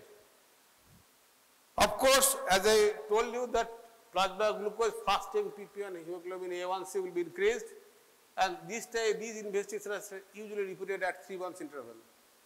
Urine sugar will be positive, but urine sugar may be negative because there might be high renal threshold for which urine will not appear, because as I told you, it's a progressive disease. The kidney will start also absorbing increasing amount of glucose. So in spite of having diabetes, high blood glucose level, urine glucose will not appear in the urine and you will not get sugar. And I have seen at least patients having more than 300 milligram per deciliter blood glucose, didn't show any urine sugar in their samples, and they started challenging the report of blood sugar, that this report is not correct, and that is going to happen. Similarly, volume of the urine, if the urine volume is dilute, you will not be able to detect urine because the concentration will vary. Conversely, if the urine is concentrated, there will be presence of glucose. So depending on the duration and stage, cholesterol, triglyceride, LDL cholesterol, that will be high. These are usually evaluated at 6 months interval. HDL-C is normal or low. Urea creatinine is normal or high, because once the disease develops and progresses, as the disease progresses, kidney will start declining its function. So, as the kidney function decreases, so urea creatinine will also be high. Now, urine microalbumin, once the kidney glomerulus function is okay, then there will not be any leaking of urine, or that is a very minimal amount that does occur, and the amount is less than 30 milligram per 24-hour urine. Now, if the urine glomerulus is damaged by the process of diabetes as a complication, so albumin will appear in the urine, and that will be appearing in the micro level. That's why its name is microalbumin. Not that albumin size is micro. The amount is in micro amount. That's why its name is microalbumin when it is 30 to 300 milligram. And when it is more than 300, the amount is high. So that is called macroalbuminuria. Now again the disease will progress. Now a massive proteinuria will occur. In massive amount, not only albumin but other higher molecular weight protein will come, because the glomerular is already damaged extensively. So proteinuria is usually found in advanced cases, that is called nephrotic syndrome, that is more than 3.5 gram per kg per day. So in that condition, serum albumin will be decreased, because albumin is, leaked through the urine, and high LDL cholesterol, low HDL cholesterol. Now HbA1c, today's fascination is HbA1c. Whatever you do, whether fasting, whether you have done HbA1c or not, it's a fascination. So if you have done fasting PP, it is high, still you do a HbA1c. If your fasting PP is normal, please do an HbA1c. So that's why you must know what is HbA1c and why it is important. Now basically, fasting and PP, at one point of time you are drawing the sample and it is giving a measure of blood glucose at a given point of time. That might vary. Yesterday night you have taken a less amount of food, so today morning your fasting level will be low. Last night you have taken a heavy dinner, now today morning if you do the blood glucose level, it will be higher. So that is very variable. Again PP, how much you have taken. If you take more, there is a chance that you will get a higher value. So suppose we want to see, and all the diabetic patients are very clever. On the day of investigations or preceding 2 to 3 days, they try to balance their diet so that the blood sugar level becomes normal, so that they can take food. Now intervening period, last investigation was done in perhaps in January, its blood sugar was normal. Now this blood sugar is also normal, but what happened in this last 3 months? So just to assess that, during that period, that person has indulged in taking food, he has not controlled the diabetes properly. To assess that, HbA1c is required, because RBC is having a normal lifespan of 121 days.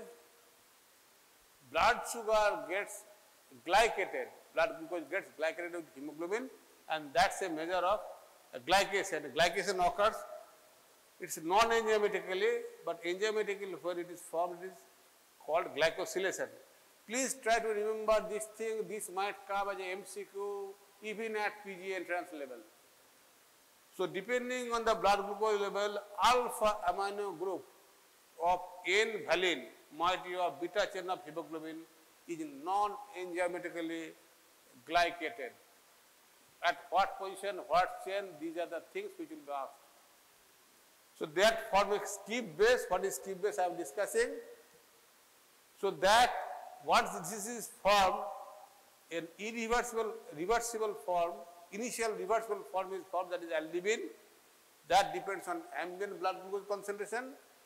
Now if the level is maintained for a long time, be it normal, be it higher, then this reversible or level or unstable albumine form slowly gets converted into irreversible or stable ketoamine form, that is amyloid through amyloid reaction. What is amyloid reaction? I am telling you. So HbA1c is a measure of beta N1 deoxytryptosyl component of hemoglobin.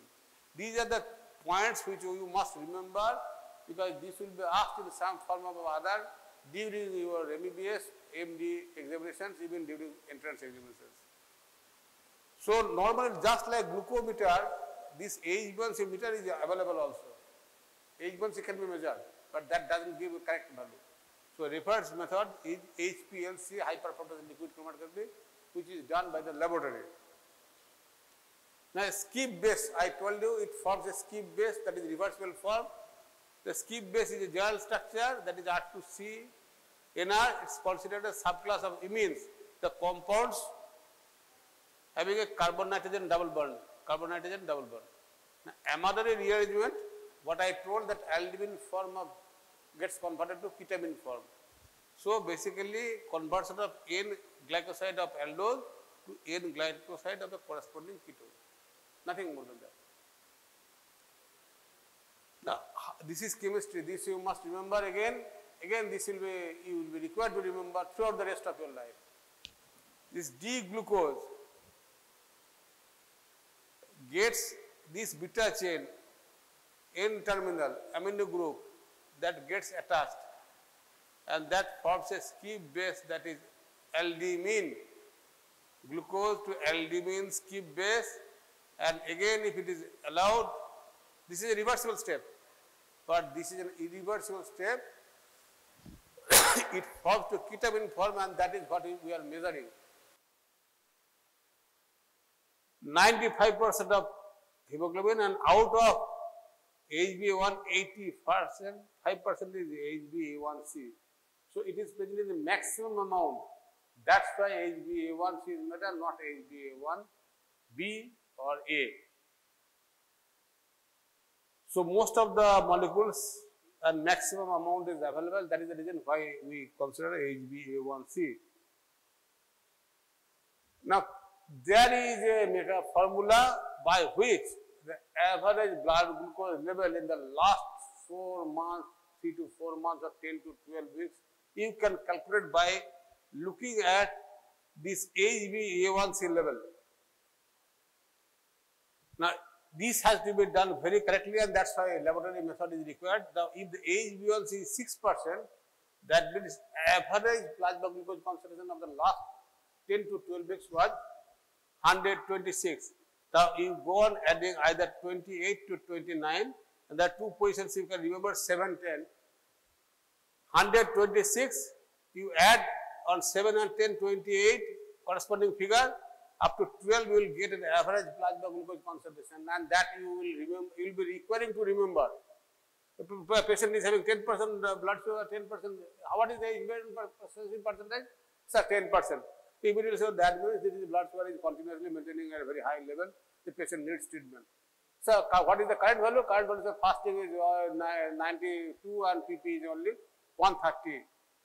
But that is not a criteria. You will go and ask the patient that you are not maintaining properly. The patient will definitely tell a lie. A chronic diabetic patient is a habitual liar. I repeat. A chronic diabetic, all chronic patients are habitual liars, and diabetic patients are no exceptions. They tell something, they will tell a story. Anyway, these are all clinical importance. The complications of diabetes, you must remember this thing. These names you must remember. At least enumerate the complications of diabetes. You must be able to tell this thing. And you must be able to write this thing, that hyperosmolar hyperglycemic syndrome or state, that is HHS. Earlier when we are students, even today many of the old timers use the term hyperosmolar non-ketotic coma. This is an acute emergency. This is a diabetic ketoacidosis about which you have heard, ketone bodies. In diabetes, the major problem is with angiopathy. There is a microvascular and macrovascular. Macrovascular occurs in coronary, cerebrovascular and peripheral. If there is a coronary microangiopathy, you will have a heart attack. Myocardial infarction. If you have a cerebrovascular microangiopathy, there will be a stroke. There will be bleeding, there will be thrombosis in the brain, and the patient will suffer from paralysis also.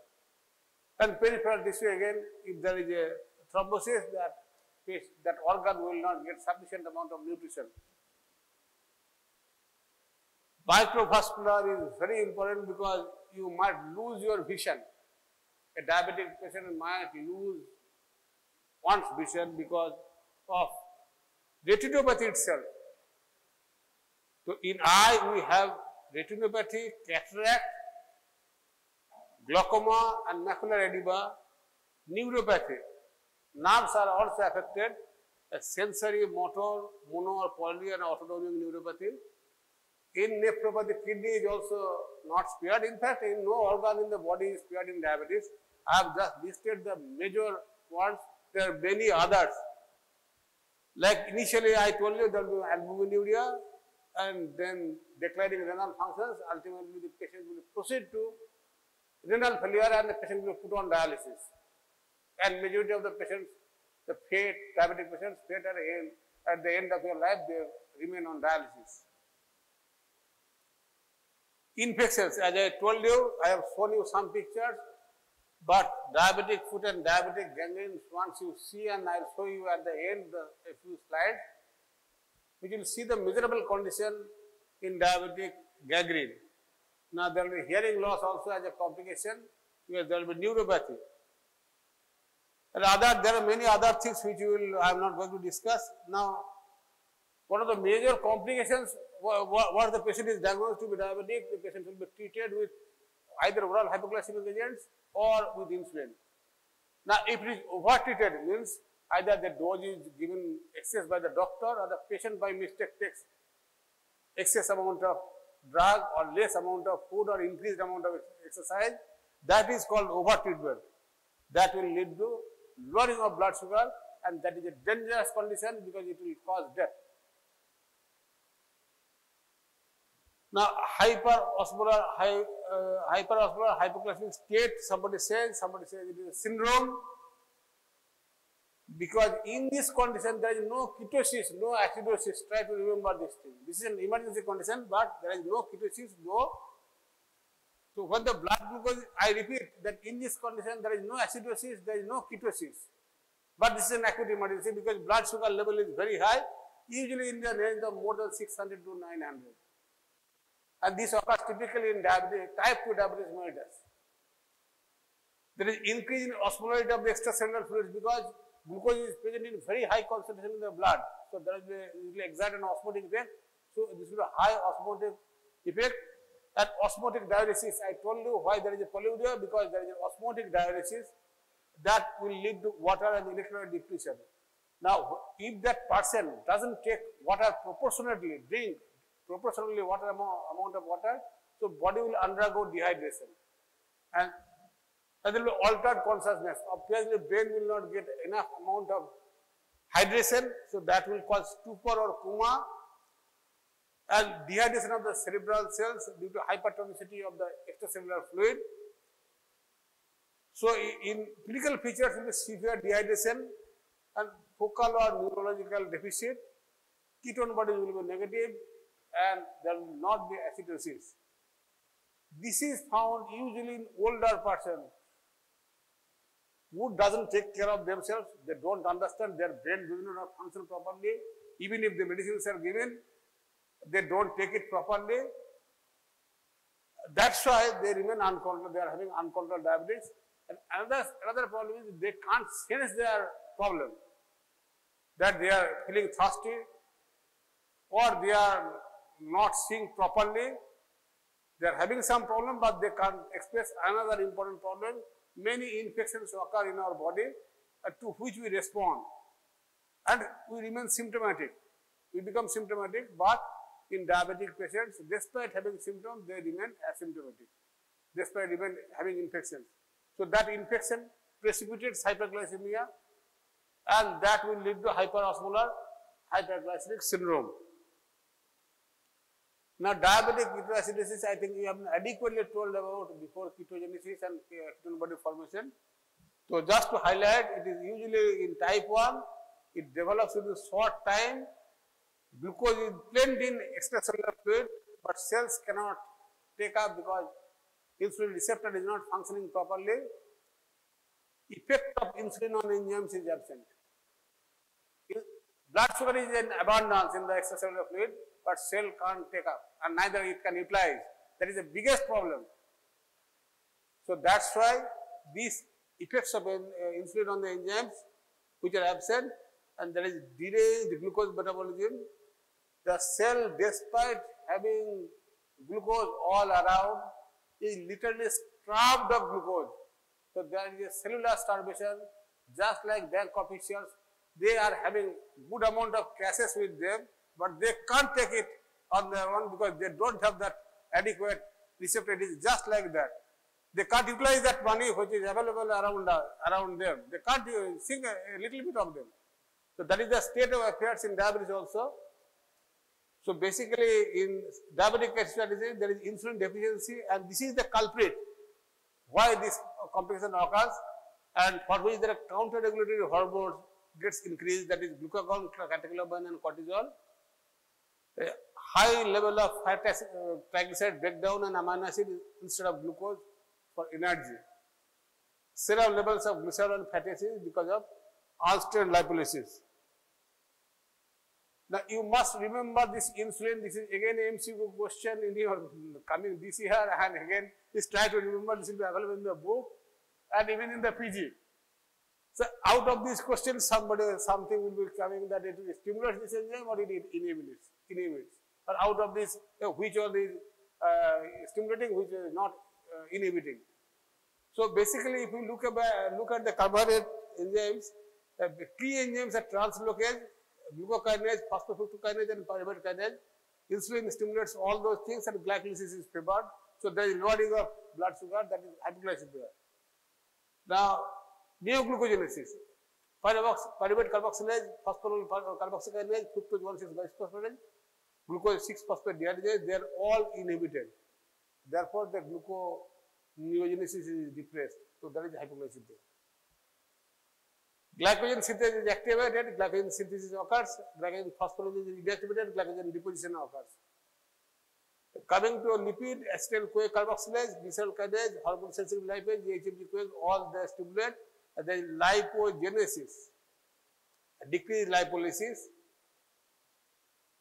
In the protein transaminase, ornithine transcarbamylase, they are inhibited, that is catabolism is decreased, and another polymerase is increased, protein synthesis. By and large, try to remember insulin is an anabolic hormone, it is a synthetic hormone. It preserves carbohydrate as glycogen, fat as lipid, and it favors protein synthesis. It's an anabolic hormone. Now, if that anabolic hormone is lost, obviously body will go to a catabolic state. Just a brief outline, what is the diabetic ketoacidosis? See, glucose can't be used. It can't be utilized properly in the cell. So there is fatty acid breakdown, acetyl-CoA is there. So this TCA cycle will be saturated, and there will be excess of oxaloacetate, and this will give rise to glucose, because liver has to supply glucose to brain, to RBC, because they are exclusively dependent mostly on glucose as a primary source of energy. RBC cannot live without glucose. So liver will supply glucose. So because of this thing, already hyperglycemia is there, but still there will be more addition of glucose and hyperglycemia will be there, and this will appear in the urine as glycosuria. And acetyl-CoA, excess of acetyl-CoA, which cannot be utilized by the TCA cycle, will be converted to ketone bodies, and there will be ketonuria, and acetyl-CoA also be converted to cholesterol. So there will be atherosclerosis, cholesterol increase, and cardiovascular diseases. So just to summarize, what is the main difference between hyperdiabetic ketoacidosis and hyperosmotic hyperosmolar syndrome? The main issue is here that in absolute insulin deficiency there is lipolysis. That's why there is ketoacidosis. But in hyperosmolar, hyperglycemic syndrome, there is a relative insulin deficiency. It can occur, but a fatty acid, it is not that it doesn't occur, but by and large, this pathway remains operative.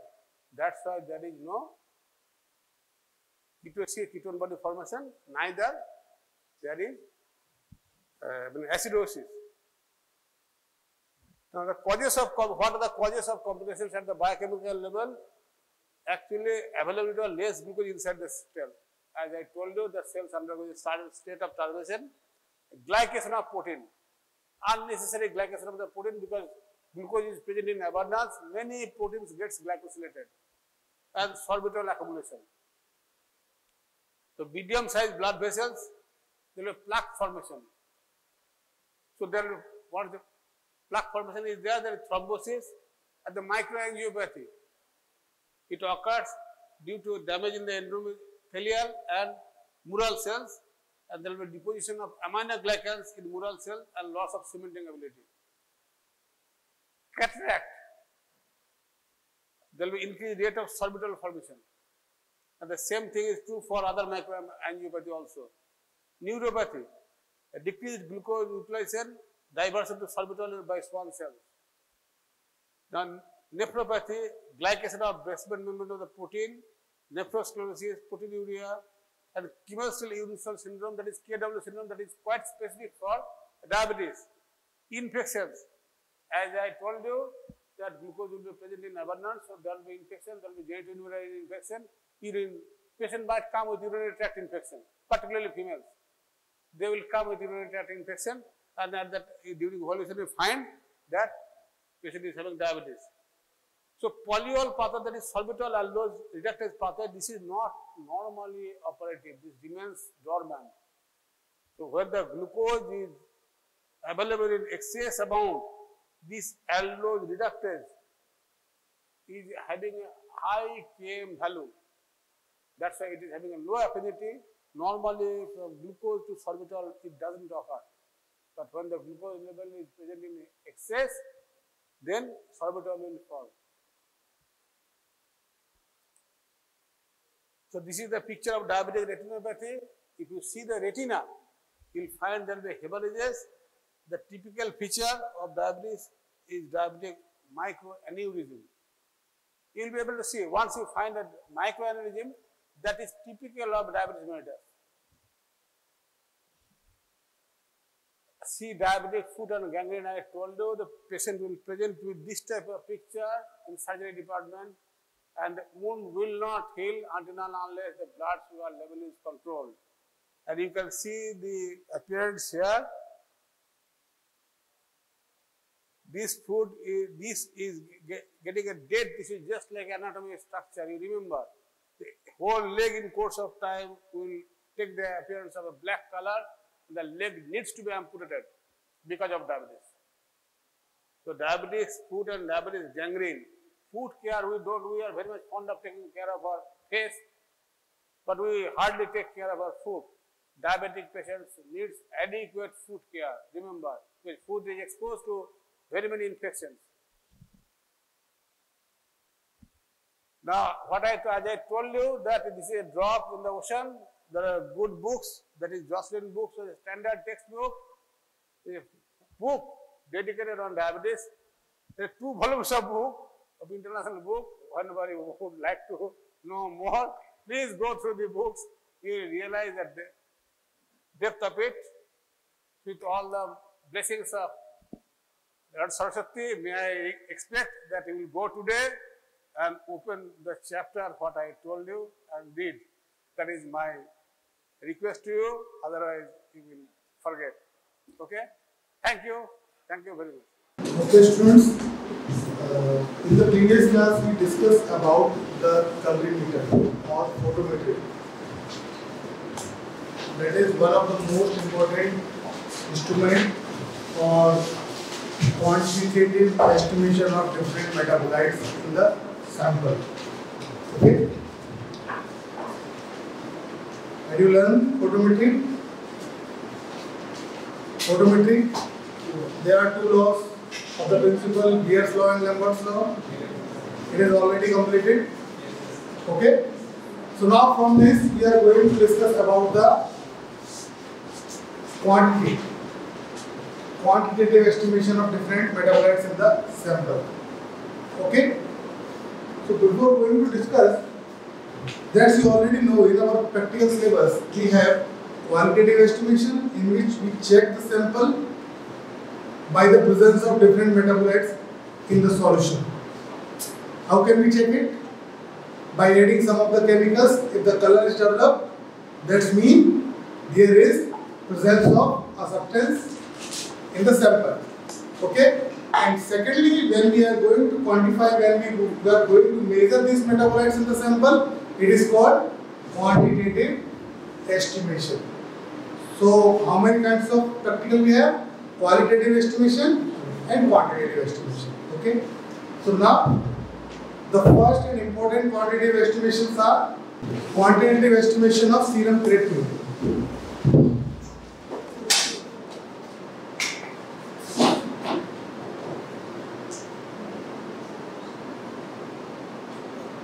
Quantitative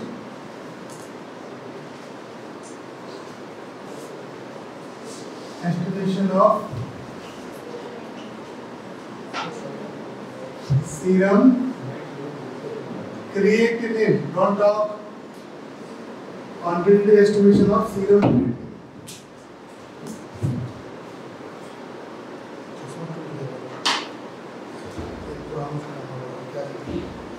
Yes. So we have two terms. The first one is creatine. What do you understand by creatine? You already complete amino acid. It is MBBS, non-proteinous nitrogen substances. Okay, which is formed by the different amino acid like glycine, serine, or the metabolic pathway creatine as formed. Okay, very important. And if I write it here, creatinine, what is the meaning of that?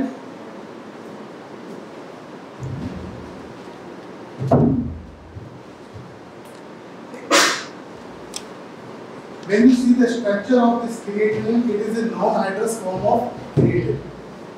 It is non-hydrous form of creatine and it is present in sarcoplasm.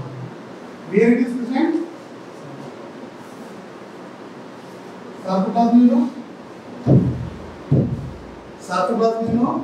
In the anatomy, they will tell you about sarcoplasm, muscle layer. Okay? So it is present in the sarcoplasm and also this creatine is formed in kidneys, which is circulate in the blood and stored in the muscles. Where it is stored? First you understand why we are going to go for quantitative estimation of serum creatinine. What is the significance of that? Okay? So firstly, creatine is formed in the kidney and liver and it is passes through the blood and stored in the muscles and it is served as a storage form of energy. How it is? Because creatine is converted into creatine phosphate, which is utilized as a source of energy because phosphate group mainly contain adenosine triphosphate.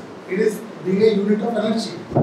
Okay? So during muscular activity, these creatine is going for stored as in the form of creatine phosphate, which is further going on degradation and produces creatinine. So ultimately, we will say that creatine is a metabolic waste product of the muscles.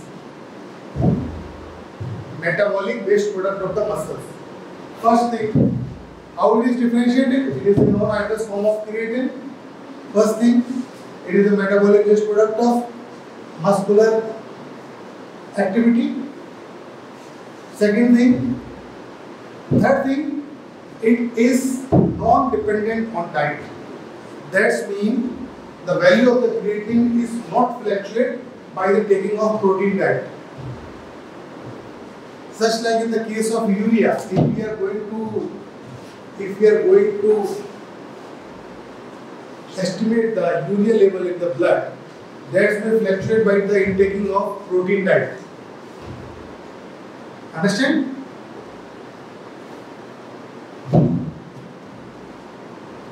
So that's why it is important.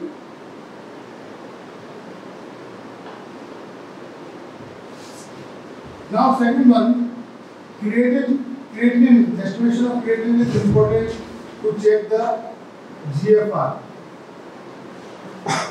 GFR, you know, glomerular filtration rate. To check the clearance rate of any metabolites. Because creatinine is neither synthesized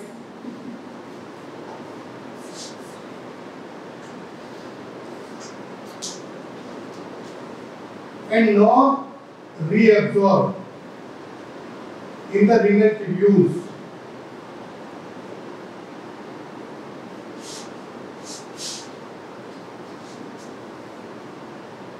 It means it is not synthesized first and it is not reabsorbed. So actually with the creatinine we can estimate the accurate value of glomerular filtration rate. Okay? GFR.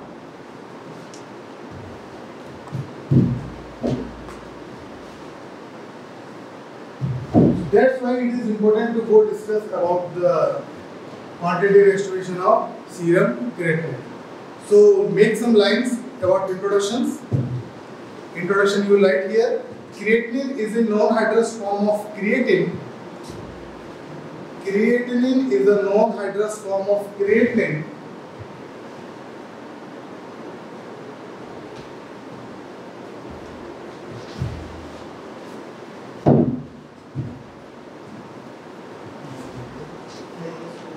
It is produced in muscles. It is produced in muscles.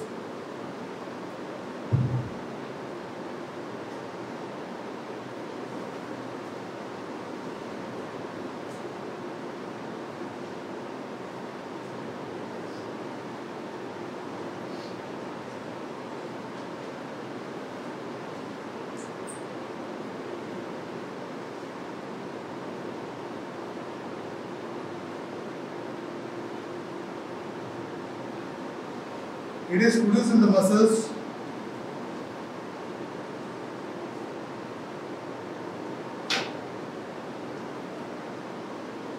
From creatine by non-enzymatic irreversible dehydration. By non-enzymatic irreversible dehydration. By non-enzymatic irreversible dehydration.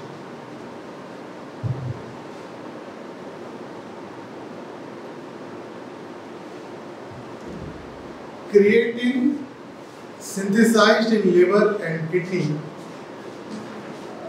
Creatine synthesized in liver and kidney.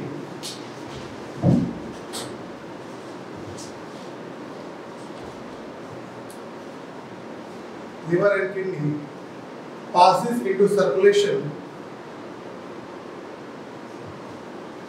and taken up by skeletal muscles. And taken up by skeletal muscles for conversion to creatine phosphate. For conversions to creatine phosphate.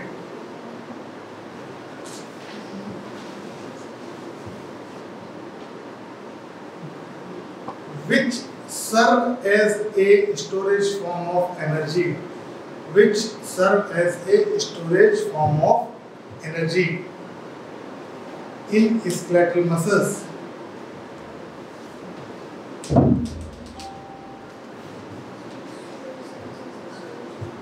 Storage form of energy. बस इतना लिखना storage form of energy.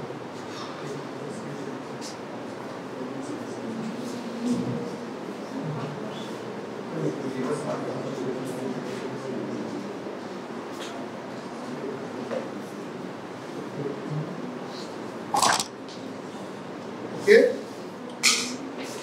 Now, by which method we can estimate? This is Jeffries method. So, Jeffries, J-A-F-F, JAFEE''S, Jefferies method. Jefferies method.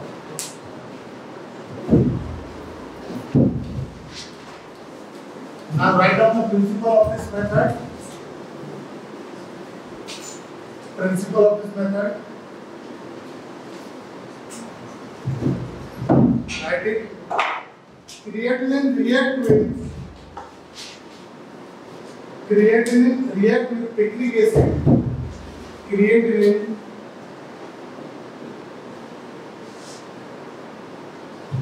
react with saturated picric acid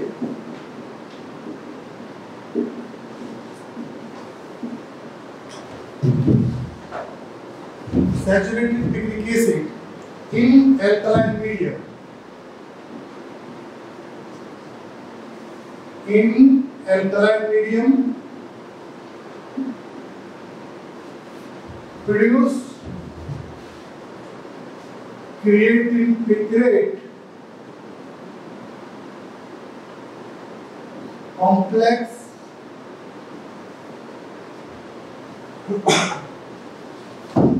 creatine picrate complex which is red orange color.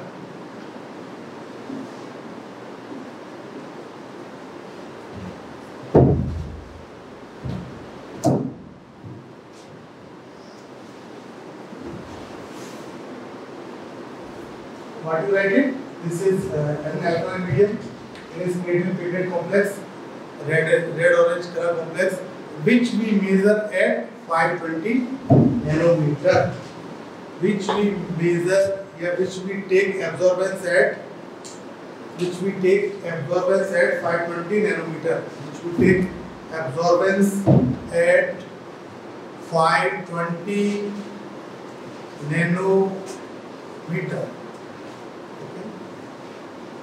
So students, this is the principle of this test.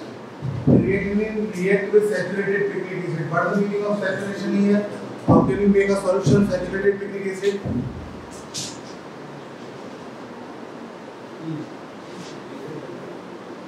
What is the meaning of saturated picric acid?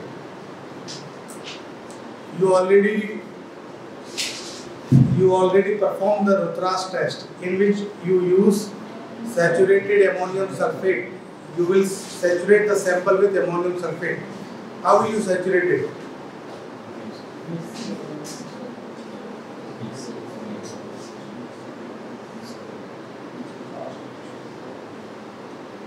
How will you saturate? What is the meaning of that?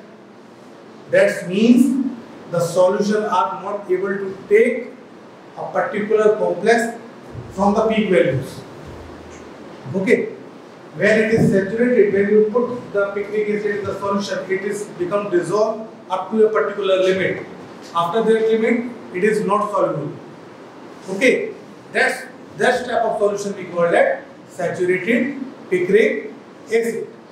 Okay, so this is your. Now we can add in reagents required or required reagent whatever we added.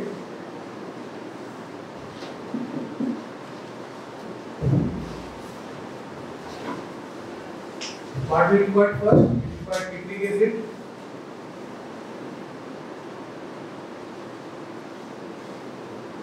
We require second one creatinine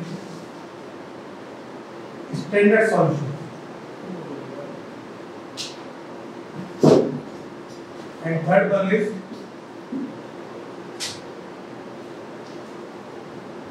NaOH.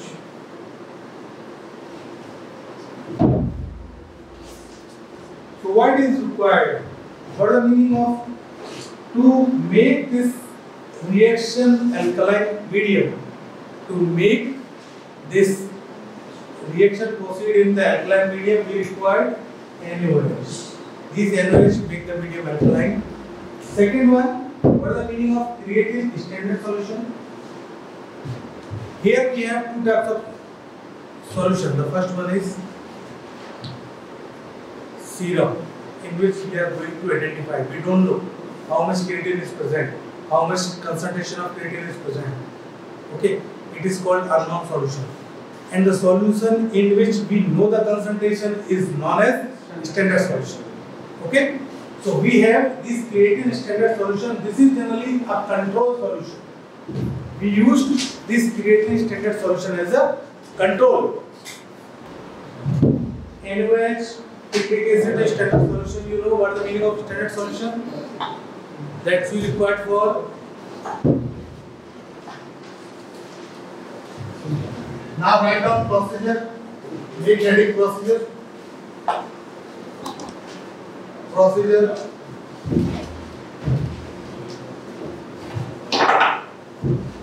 Students, being this is the first quantitative estimation practical, and the procedure is same for all the quantitative estimation practicals.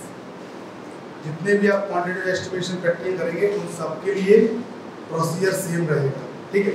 You will understand here all the aspects of this procedure. Okay? फिर lab में जब perform करेंगे तब वहाँ बता देगा. Actually, you will understand all the aspects. The procedure is started from, but we will take 3 test tubes and mark them as a test blank and standard. So firstly we take 3 test tubes.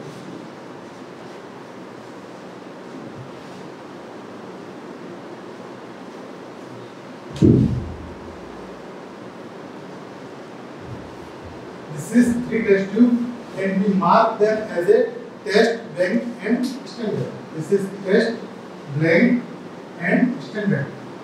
What is the meaning of test? Test means either we use serum, either we use cerebrospinal fluid, either we use coulter fluid, okay, either we use ascitic fluids. This is the various kinds of what? Serum, various kinds of samples. Okay? So, in the blank, we generally use distilled water. Distilled water. And in the standard solution, we know the creatinine concentration. We know the creatinine concentration. Okay?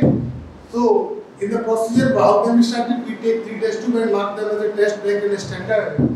Okay? So, in this test tube, the first we add here, this is something our sample solution. We add here reagent. Reagent is what? It is citric acid. Then we add NaOH and then we add our sample. So there may be a chance to develop a color. Same as in this procedure, here in the black solution what we take reagent, we take NaOH and we take distilled water instead of test samples. Okay? Now same as in the standard solution, we take reagent, we take NaOH and we take here standard solution. Standard solution. Okay? So students, the question is come here, why we take blank? We already have 2 test tubes, test T and S. So question is come again here, why we use blank in this procedure? Anybody can tell?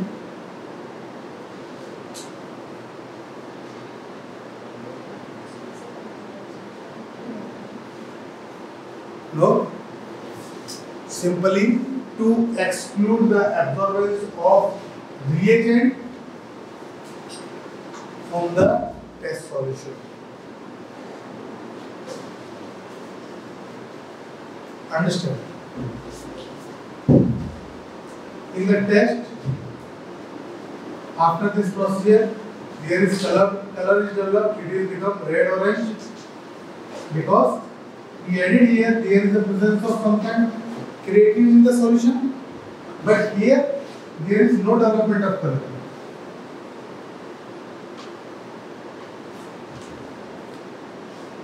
No development. Here color developed. So basically it is like that. The reagent has some absorbance. When we minus this absorbance from this test, in the colorimeter, lastly you know, after the Lambert-Beer's law, we will take OD of particular sample. OD means absorbance. Okay? When we take the absorbance of this test tube, because color is already developed, they have just like that absorbance 1.1. Okay? Some of the absorbance it is have because it contains red orange color complex. Same as black because it is not developed any color, but these have some color of picric acid and orange. So these have some absorbance. Like I will take the example, it is 0.1. Okay, and this is the standard solution. This also has some. It is like 2.1. Now, what we do here, what's the main difference? We can minus this absorbance from both the test and standard. Okay, so absorbance of final test is 1.0. We will get from minus from this value. Okay, when we minus this value from this, it is 2.0. That means this 1.0 is the absorbance of only test, because we exclude the absorbance of reagent and NOA from the test absorbance. Understand? If the question is come here in your exam, in the Viva, why we use blank, you just simply says to exclude the absorbance of reagent from the test solution and standard solution. अभी एक general example लेते हैं, ठीक है? आपके घर पे खाना बन रहा है, भैया तेल खत्म हो जाता है, वेजिटेटिव ऑयल इसको बोलते हैं। Vegetative oil you know, understand?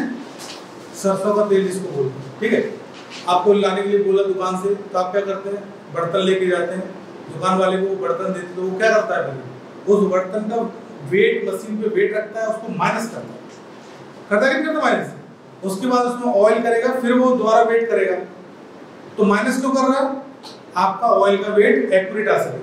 Same as like that in this procedure we use the blank and when we minus this value from the test solution and the standard solution we will get accurate value of test and standard. Understand? So this is the basic funda. Now you write in your procedure, take 3 tests as test, blank and standard. Take 3 test tube and mark them as a test, blank and standard.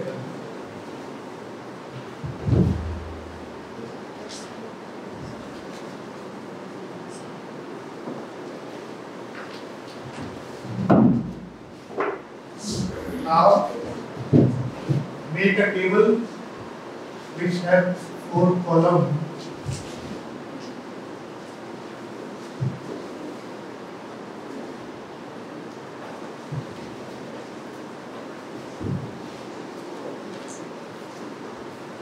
The first column heading is reagent. Test, blank and standard. Test, blank and standard. Okay. Now write first test solution. Test means sample. Okay. Test solution. We will take here 3 microliter. This is ml, microliter. Okay. In the B test tube, it is blank. It is blank. Okay. After then, distilled water. It is blank. It is taken blank test tube. It is blank. Now standard solution. It is blank. It is blank. It is 3 ml. Okay. Now reagent, saturated picric acid,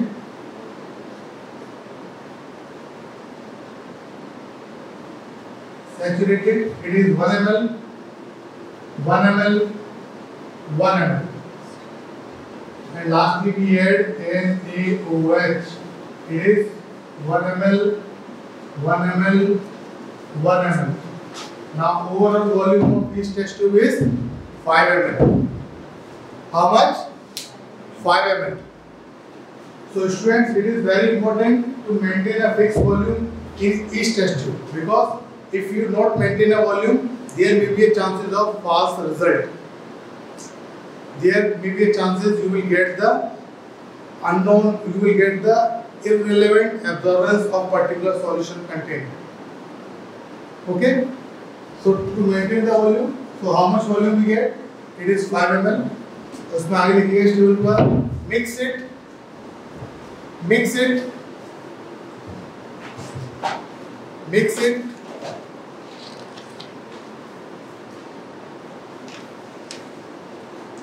and stand for 10 to 15 minutes. Mix it and stand for 10 to 15 minutes in room temperature.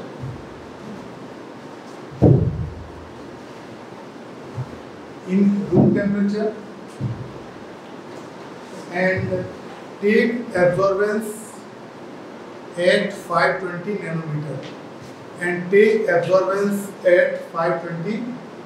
nanometer.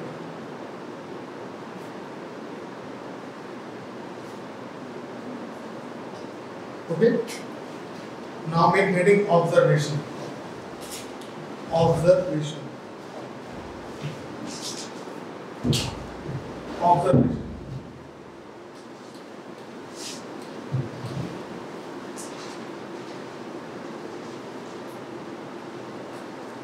Observation is what? What is observation? The result which will you get. Okay. A result you will take in the form of absorbance or OD. Absorbance and OD both are same terms. If you studied spectrophotometer in the previous class, that we will take the value in the colorimeter in the form of absorbance,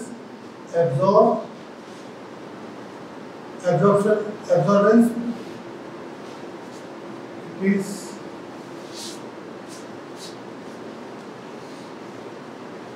absorbance or OD, both are same term, optical density. Okay. यहाँ पे observation में क्या करेंगे हम? Observation जो final result आएगा वो करेंगे। कितने नैनोमीटर पे हमने रीडिंग ली है? 5 नैनोमीटर। ठीक है। तो ओडी ऑफ टेस्ट जो भी आएगी, जो आप परफॉर्म करेंगे, जो वैल्यू आएगी, इसके बाद ओडी ऑफ स्टैंडर्ड जो भी वैल्यू आएगी, ठीक है, फिर लाता ओडी ऑफ ब्लैंक जो भी वैल्यू आएगी।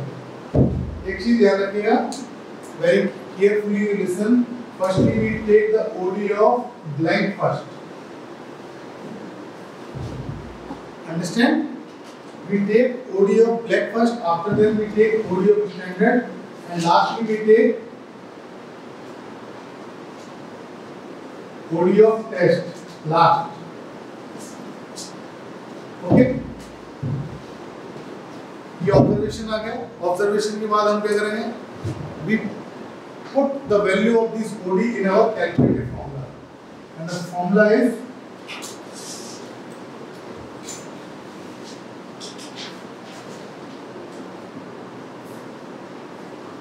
calculation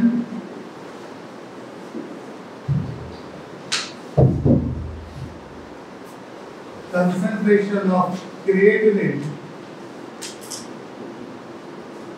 is equals to OD of test upon OD of standard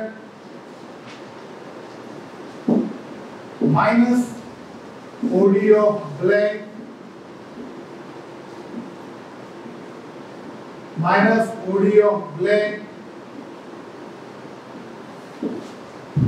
multiply by C upon V into 100. C is basically concentration of creatinine in the standard solution. That is how much we take. It is concentration of creatinine. We will give you the concentration when you will perform the practical. And it is volume of sample. Okay, इसमें C और V लिख देना. It is concentration of creatine and V is volume of sample. By calculating this factor, we will calculate this factor because we will prepare the sample. We are not generally taking. Students, you understand, because creatinine is not estimate. There are two kinds of samples. The first one is plasma and serum. Okay, what is the difference between plasma and serum? They have clotting factors. Okay, but by the procedure of protein-free filtrate, we using sodium tungstate and we remove all the protein parts from this filtration. We make protein-free filtrate. And from this protein filtrate, we calculate all this factor, and lastly we get the formula OD of test upon OD of test upon OD of standard minus OD of blank minus multiply by 2. This is our last and final calculated formula. Okay, and you will get the value in the form of mg per dl, milligram per deciliter. Okay, so there is change in the factor. In this factor, how can we calculate? I will tell you when you will perform this practical. I will also factorize. I will also make this formula how it is 2 is from here. Okay.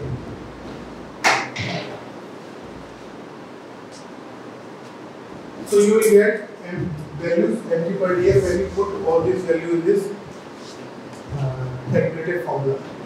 Okay. Now after the value,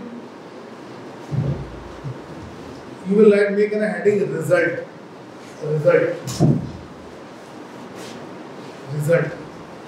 इसी तरीके से आपको अपने practical file में लिखना है, इसी तरीके से आपको एग्जामिनेशन फाइल में लिखना है. ठीक है, जो मैं लिखा रहा हूँ आपको यही पैटर्न होना चाहिए. Principle, procedure, observation, calculation, result. Result में लिखो the concentration of creatinine in the given sample. The concentration of creatinine in the given sample is, जो वैल्यू आपकी आएगी वो आप वैल्यू लिखेंगे.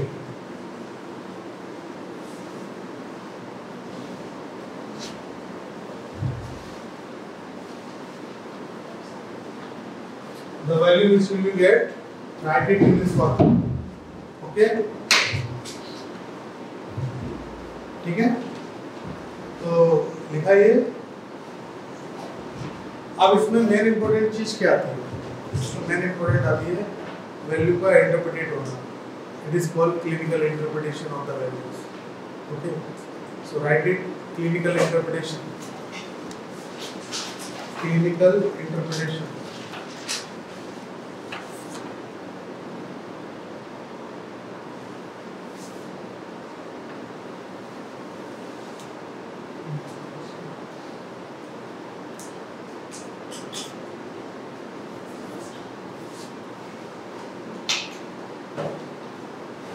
Clinical interpretation, what?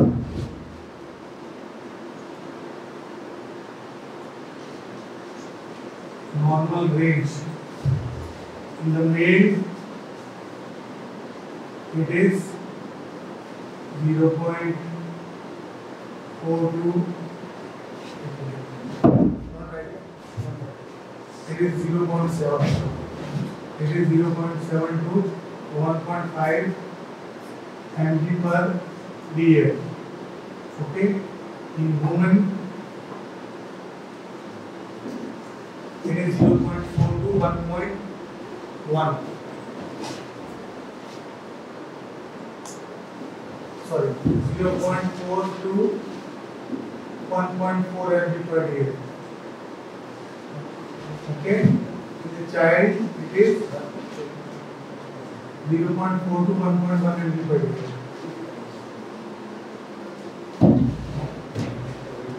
Okay, so this is the normal range of creatinine. It is normal range of creatinine. My question from that, why there is difference between the value of normal length between male and female? Why there is difference? Anyone from you? Yes, due to the muscle mass. Due to the muscle mass. Okay. Now, when the value of creatinine is excreted from the normal range, from this range it is excreted, this condition is known as hypercreatinemia. Anemia means blood, hyper means iron, create मतलब creatinine. Okay.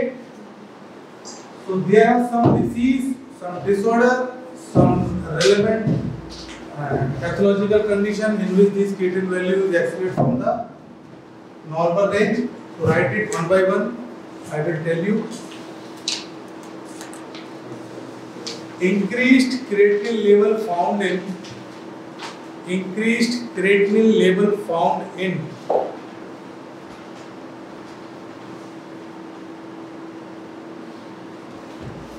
first hypertrophy,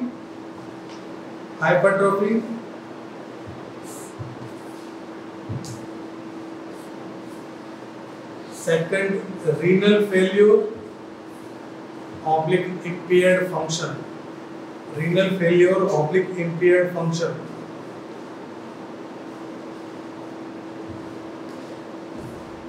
third glomerular nephritis,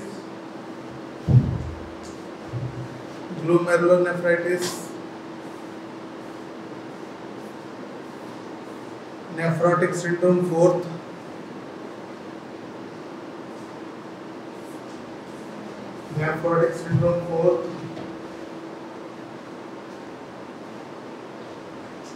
fifth intoxication of drug, and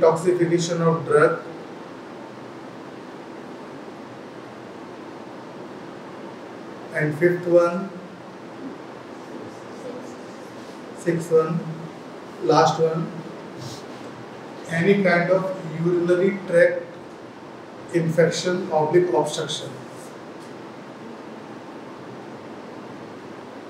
Any kind of urinary tract infection oblique obstruction. Okay. Now, when the range of creatinine is lower than from normal one, then this condition referred as hypocreatinemia. Okay. So write down some disease and disorder. Decreased creatinine found in.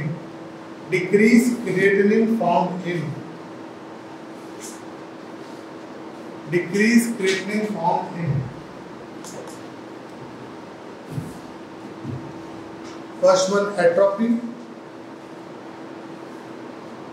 Atrophy.